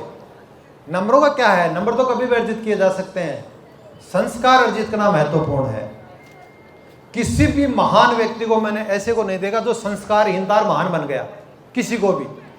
और सफलतम किसी भी एक भी व्यक्ति को नहीं देखा जो संस्कारहीन था और महान बन गया, कोई नहीं मिला मेरे को। खूब इतिहास पढ़ा है मैंने, करीब 1000 लोगों की जीवनियां पढ़ी है मैंने, खूब पढ़ा है। पहले तो ये वाली किताबें पढ़ता था जो अपने परीक्षा वाली होती हैं, अब दूसरी किताबें पढ़ता हूँ। इसलिए मैं अथॉरिटी के साथ कह सकता हूँ कि ऐसा है। सबसे बड़ी प्रॉब्लम है संस्कारों की, जिसके कारण सभी क्षेत्रों में अवमूल्यन हो रहा है। शिक्षा ही नहीं, सभी में हो रहा है, और उसके लिए हम सब रेस्पॉन्सिबल है, कोई एक व्यक्ति रेस्पॉन्सिबल नहीं है। ज़्यादा लंबा हो गया उत्तर, ये तो 20 नंबर का प्रश्न का उत्तर हो गया। आरएस में 20 का सबसे बड़ा आता है 100 शब्दों में उत्तर लिखना होता है। 100 से ज़्यादा बोल दिए होंगे मैंने। 10 में से कितने नंबर, 20 में से कितने नंबर मिलेंगे, 15 तो मिल जाएंगे। हाँ, और पूछो। प्रश्न पूछो।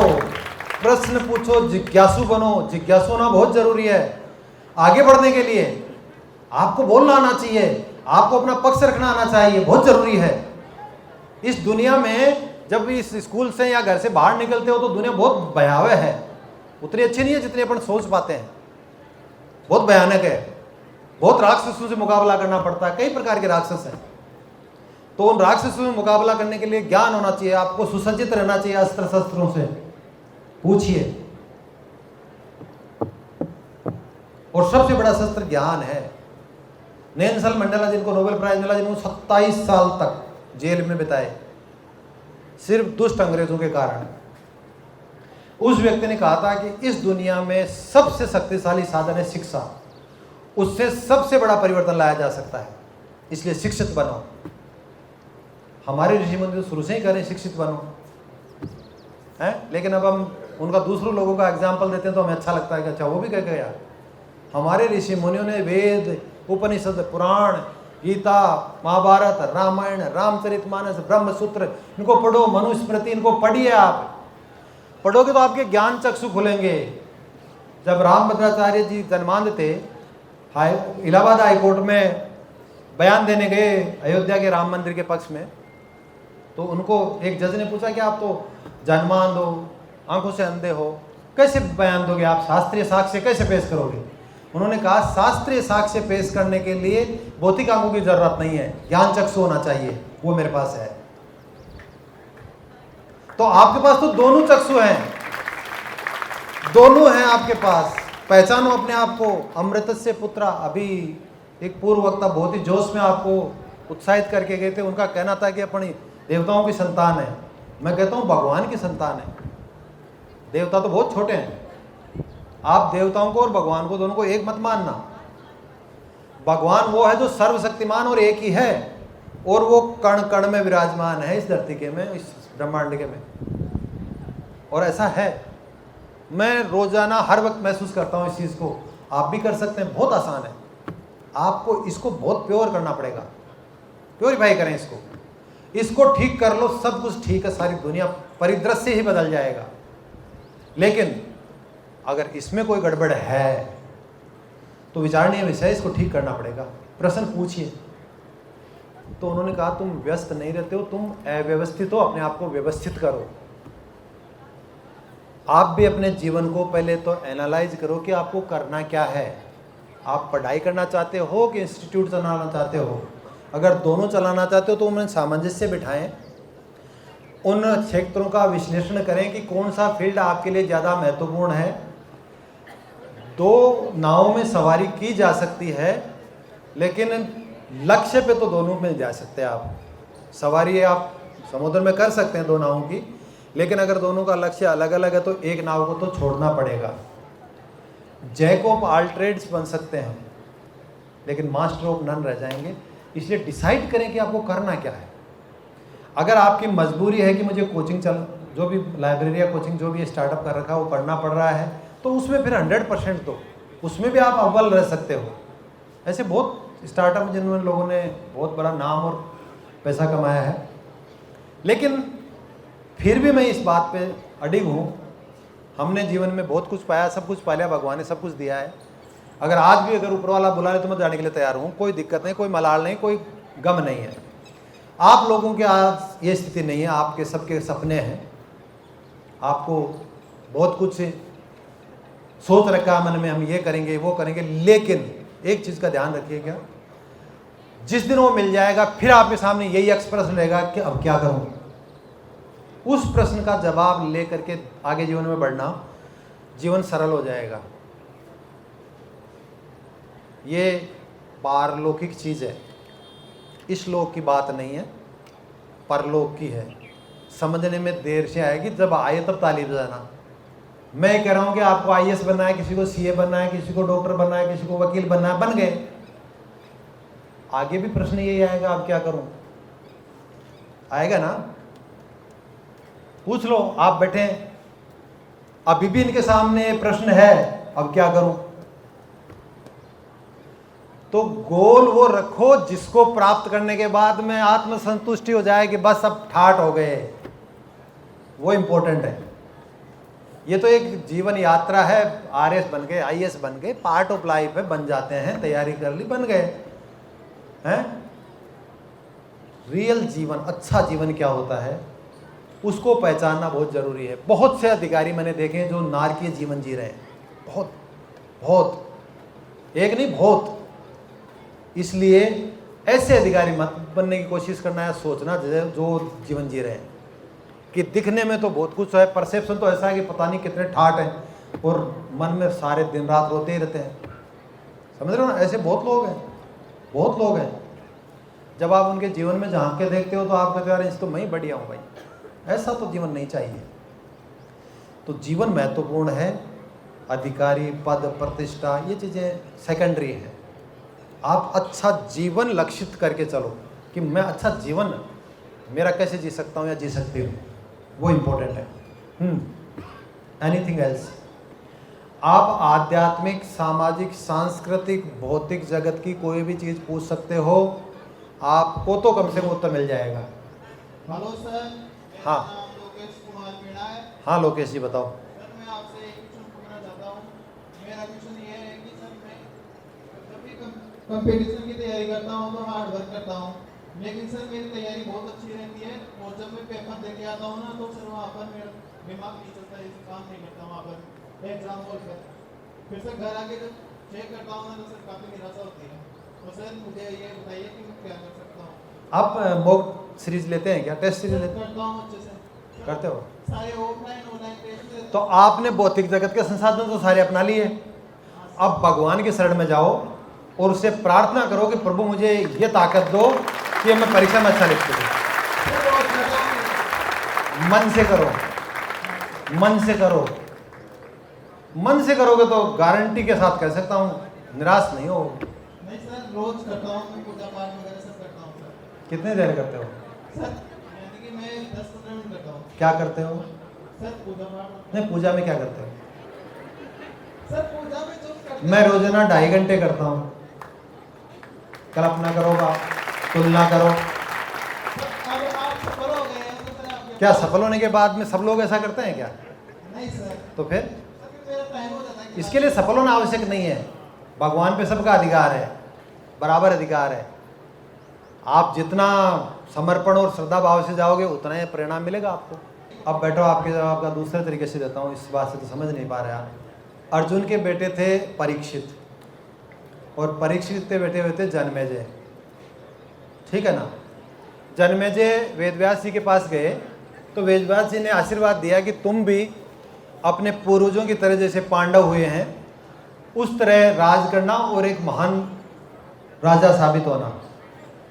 तो जैसे ही उन्होंने पूर्वजों का और पांडवों का जिक्र किया तो उन्होंने कहा कि गुरुदेव मेरी एक शंका है। कि क्या है? कि मुझे डाउट है कि भगवान श्री कृष्ण थे उस टाइम पे, द्रोणाचार्य जी थे, कृपाचार्य जी थे, भीष्म थे, आप स्वयं थे। अगर आप लोग मन से प्रयास करते तो युद्ध नहीं होता महाभारत का। आप लोगों ने मरवा दिया लोगों को, प्रयास ढंग से नहीं किया। उन्होंने कहा नहीं नहीं ऐसी बात नहीं है, सबने अपनी अपनी जगह पूरा महत्वपूर्ण रोल प्ले अदा किया था, सबने समझाइश भी की थी, प्रयास किया था, लेकिन कई बार नियति में ऐसा होता है कि नहीं होता। तो इस बात को आगे बढ़ाते थे, चर्चा चलती रही। फिर जन्मेजय के दिमाग में कीड़ा आया कि साहब मैं फिर नहीं मानता इस बात को कि ये सच्चे मन से प्रयास करते तो युद्ध नहीं टल जाता। दो भाइयों में समझौता ही तो कराना था, और करवाना क्या था? करवा सकते थे, भगवान थे वो तो। उन्होंने कहा नहीं भाई, संभव नहीं था। कई बार व्यक्ति की नियति में ऐसा होता है और वो नियति नहीं बदली जा सकती कभी कभी। यूं करते करते लंबा समय चलता गया। 2-3 घंटे बाद में फिर उनके दिमाग में होया कि साहब मैं स्वीकार नहीं कर सकता इस बात को कि आप जैसे लोग अगर भगवान होते हुए भी दो भाइयों में समझौता नहीं करा पाए, फिर काहे के भगवान। तब उन्होंने फिर कहा देख तेरे को मैं बताता हूँ, अब सुन। तो अब तू भी, तेरे को मैं कुछ चीजें बता रहा हूं, तू तेरा पूरा एफर्ट लगाना, फिर भी तू करेगा वही जो मैं कह रहा हूं। अब सुनना, ध्यान लगा के क्या कहा उन्होंने। कि देख आज से ठीक 4 साल बाद में तू शिकार खेलने जाएगा, मैं कह रहा हूं मत जाना, परंतु तू जाएगा। शिकार खेलने भी चले जाना, लेकिन समुद्र के तट पे मत जाना, लेकिन तू जाएगा। तू पूरा प्रयास कर लेना, फिर भी जाएगा। तेरे को तो दूसरे को समझाने की जरूरत ही नहीं है ना, तेरे को तो खुद को करना है ना। चल समुद्र के किनारे भी चले जाना, वहां एक सुंदर युवती दिखेगी, उससे बात मत करना, परंतु तू करेगा। चल उससे बात भी कर लेना, लेकिन उसका प्रणय निवेदन स्वीकार मत करना, परंतु तू करेगा। चल वो भी कर लेना, उसको घर मत लेके आना, पर तू लाएगा। घर भी ले आना, उसके कहने से यज्ञ मत करना, परंतु तू करेगा। यज्ञ भी कर लेना, परंतु युवा पंडितों से मत करवाना, परंतु तू कराएगा उन्हीं से। कर लगा लेना पूरा जोर, उनसे भी करवा लेना, परंतु उस महिला के कहने से उनको मृत्युदंड मत देना, परंतु तू देगा। ऐसा ही होगा। मृत्युदंड देगा तो तेरे को ब्राह्मण हत्या का पाप लगेगा और तेरे कोड होगी, और उस कोड से तू मरेगा। और उसका इलाज भी बता देता हूं तेरे को, तू बच सकता है। तू आकर के महाभारत की इस कथा को सुनना, जैसे जैसे तू महाभारत की इस पावन कथा को सुनेगा वैसे वैसे तेरी कोड खत्म होती जाएगी। लेकिन डाउट भी इसमें कहीं मत करना, लेकिन तू करेगा, डाउट करेगा तू, और डाउट करके तू जैसे डाउट करेगा उसी जगह तेरी कोड रुक जाएगी, उससे तू मरेगा। अब तेरे को सब कुछ बता दिया मैंने, तू प्रयास करना और देखे बचा लेना अपने आप को। जैसा इसने कहा वेदव्यास जी ने वैसा ही हुआ। और जब कथा सुनाने लगे तो एक बार उन्होंने कहा कि जब युद्ध हो रहा था तो भीम हाथियों को घुमा के आकाश में फेंक रहा था, और कई हाथी तो आज भी आकाश में ही घूम रहे हैं, धरती पे आए नहीं। उन्होंने कहा गुरुदेव क्या बात करो, ऐसा भी होता है क्या? कर लिया ना डाउट। अब तेरे को मैं साबित करता हूँ कि अभी भी है ऊपर। एक हाथी को उसके पास में गिराया कि देखे अभी भी हाथी घूम रहा था और तेरे सामने गिराया है। अब तू मरेगा इस कोड से, उस कोड से मर गया हो। अब भैया नियति में अगर तेरे है तो मैं कुछ नहीं कर सकता। मैंने मेरा पूरा एफर्ट लगाया है, मैंने मेरा पूरा एफर्ट। अंतिम शक्ति इस दुनिया की, इस सृष्टि की है, वो आध्यात्मिक शक्ति है अंतिम। जो हमारे भारत देश में बहुत ऐसे आध्यात्मिक लोग हुए हैं जिन्होंने ऐसे ऐसे असंभव कार्य किए हैं जो वास्तव में किए हैं, लेकिन हम लोग विश्वास नहीं करते।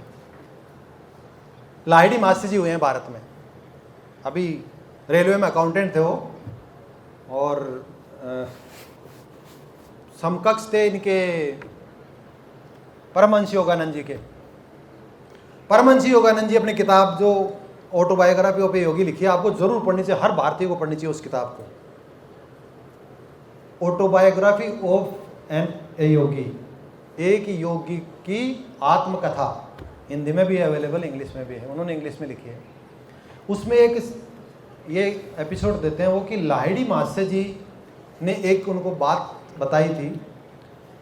एक कोई रेलवे में अकाउंटेंट था, लखनऊ में था, उसका पदस्थापन उत्तराखंड में हो गया, और वहाँ एक अंग्रेज स्टेशन मास्टर था। उस अंग्रेज स्टेशन मास्टर के पास एक टेलीग्राम आया और वो बड़ा चिंतित हुआ, उसकी पत्नी बीमार थी, वो लंदन में थी। ध्यान देके सुनना, मैं आध्यात्मिक शक्ति, अंतिम शक्ति इसलिए बता रहा हूँ क्योंकि मैंने भारतीय दर्शन को और भारतीय ज्ञान को पढ़ा है, उसको समझा भी है, उससे चिंतन मनन भी किया है, और मैंने उसको साक्षात सही माना है, इसलिए बातें कर रहा हूँ। और इनके प्रमाण विवेकानंद जी ने भी दिए, इसलिए मैं मानता हूँ इन चीज़ों को। उन्होंने कहा, उन्होंने देखा कि हमारे स्टेशन मास्टर जी बड़े चिंतित हैं, तो उन्होंने उस अकाउंटेंट ने पूछ लिया कि आप परेशान लग रहे हो, तो उन्होंने कहा नहीं कुछ नहीं, आप काम करो। तो 2-3 बार फाइलें लेके आए और उनके पास टेबल पे रखे, उन्होंने बार बार पूछा कि साहब क्या बात, आप मेरे को बताओ, हो सकता है मैं आपकी हेल्प कर पाऊँ। वो ये लाहिड़ी मास्टर जी थे। लाहिड़ी मास्टर जी ने कहा कि साहब हो सकता है मैं आपका कुछ आपकी मदद कर पाऊँ। कह रहे नहीं कुछ नहीं, वो मेरे टेलीग्राम आया था, मेरी वाइफ बीमार है और अब यहाँ आने में भी उसको कम से कम महीना भर लगेगा, तो मैं उसको लेकर चिंतित हूँ। क्या उन्होंने कहा साहब चिंता मत करो, वो ठीक हो जाएगी। लाहिड़ी मास्टर जी इंस्टेंटेनियसली, इसका मतलब होता है बिना किसी काल के बिताए, यानी कि क्षण के बीते बिना भी लंदन गए। लंदन जाके उनकी पत्नी के ऊपर हाथ रखा सिर पे, और जैसे ही हाथ रखा वो बिल्कुल ठीक हो गई। ठीक है ना? आप लोगों को तो कल्पना लग रही होगी, फैक्ट है, रिकॉर्डेड फैक्ट है, लोगों ने इसको प्रमाणित देखा है, इसलिए कह रहा हूं आपको। और वो इंस्टेंटेनियसली वापस आ गए वहीं पे, और उन्होंने आकर के अपने बॉस को कहा कि साहब आप चिंता मत करो, आपके पास आपकी पत्नी ठीक हो जाएगी, जल्दी ठीक हो जाएगी, आपको समाचार भी मिल जाएगा। 15 दिन बाद में उनके पास टेलीग्राम आया और 1 महीने बाद में पत्नी आ गई। और जब उनकी पत्नी आई हुई थी तो लाहिड़ी मासी जी उनके घर गए एक दिन। तो जैसे ही लाहिड़ी मासी जी गए ड्राइंग रूम में तो उनकी पत्नी अरे आप यहाँ, तो उनके पति ने पूछा कि आप इनको कैसे जानती हो? कि यही तो थे जो मेरे को पास लंदन में आकर मेरे को ठीक करके गए थे। ये किताब में उन्होंने लिखा है। क्या ये गलत हो सकता है क्या? यह है अध्यात्म की शक्ति। अध्यात्म की शक्ति में काल, दूरी, इनका कोई महत्व नहीं है, ये है ही नहीं। ऐसे ऐसे लोग हुए हैं जो एक साथ 2, 10, 50 जगह उपस्थित रहे। पिछले 50 साल पहले की बात बता रहा हूँ मैं, आज की नहीं बता रहा हूँ, मात्र 50 साल पहले की। उससे पहले जाओगे तो भारत में और बहुत महान विभूतियाँ मिलेंगी। आज भी ऐसे हैं, लेकिन वो हिमालय की कंदराओं में है, उनको पता है कि इन मूर्खों को समझाने से कोई फायदा नहीं है। मेरी बात समझ रहे हो ना? आपको बुरी लग रही होगी, लेकिन ये फैक्ट है। हम लोग सच्चाई से मुंह मोड़ रहे हैं, यानी कि उल्लू का व्यवहार कर रहे हैं। उल्लू क्या करता है? दिन में आंख बंद कर लेता है कि साहब अंधेरा है। उसको कितना ही समझाओ उजाला, सूर्य देव प्रकट हो रखे हैं, वो कहेंगे नहीं अंधेरा है। तो हम भी ऐसा ही करते हैं। तो आध्यात्मिक शक्ति, अंतिम शक्ति, अगर वो भी आपकी हेल्प नहीं कर पा रही मीणा साहब, तो फिर कोई नहीं कर सकता। Got it? और कोई प्रश्न करना हो तो पूछें। Any field, free to all field. जिसको कोई पूछना हो हाथ खड़ा करें।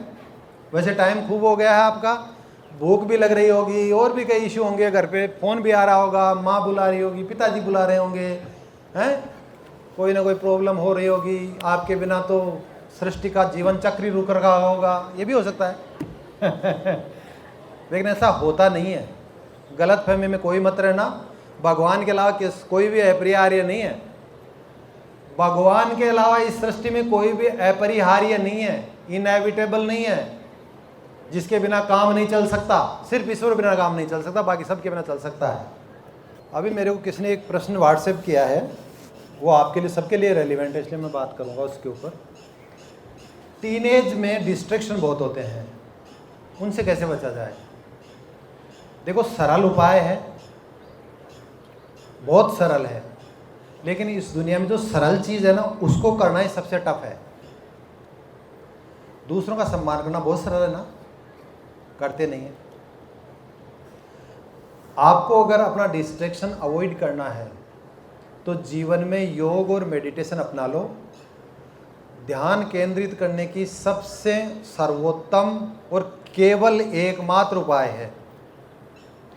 अगर इसके अलावा कोई मिले तो मुझे भी बता देना, क्योंकि मैंने इस दुनिया के लिटरेचर को काफ़ी फिल्टर किया है और कोशिश की है कि इसमें से बेस्ट पॉसिबल कंटेंट निकालूं।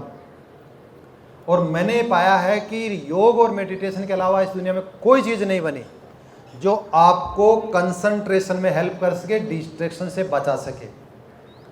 और ये चीज़ आपको 21 जून को ही नहीं करनी चाहिए, हमेशा करनी चाहिए। और स्टूडेंट्स के लिए तो ये बहुत ज़रूरी है। मैं खुद इसको करता हूँ और लंबे समय से कर रहा हूँ, और मैं अनुभव से भी कह सकता हूँ कि ये चीज़ अंतिम चीज़ है। क्योंकि हमारे पास टाइम नहीं है, तो योग कब करें, मेडिटेशन कब करें? अब ये समय तो आपको 24 घंटे सबको बराबर दिए भगवान ने। मैनेजमेंट आपका है, हैंडल आपको करना है। 24 घंटे में से आधा 1 घंटा तो डेली निकाल ही सकते हो, जब मैं 2.5 घंटे निकाल सकता हूँ तो। और इतने व्यस्त तो मुझे नहीं लगता आप होंगे कि आपको प्राइम मिनिस्टर कभी फ़ोन कर ले, राय लेने लग जाए कि तुम बताओ मैं देश की इकोनॉमी के बारे में क्या करूं कि थोड़ा इम्प्रूव हो जाए। ऐसी नौबत नहीं आएगी। तो आप आराम से मेडिटेशन और योगा कर सकते हो, आधा 1 घंटे के लिए करना चाहिए। मैं इसलिए कह रहा हूँ कि इसके अलावा और कोई मेथड नहीं है जिससे कि आप ये अटेन कर लो। क्या? कंसंट्रेशन। अवॉइड कर सको क्या? डिस्ट्रैक्शन ओनली मेथड है जो भारत के ऋषि मुनियों ने इन्वेंट की है और पश्चिमी जगत ने सर्वसम्मति से स्वीकार की है।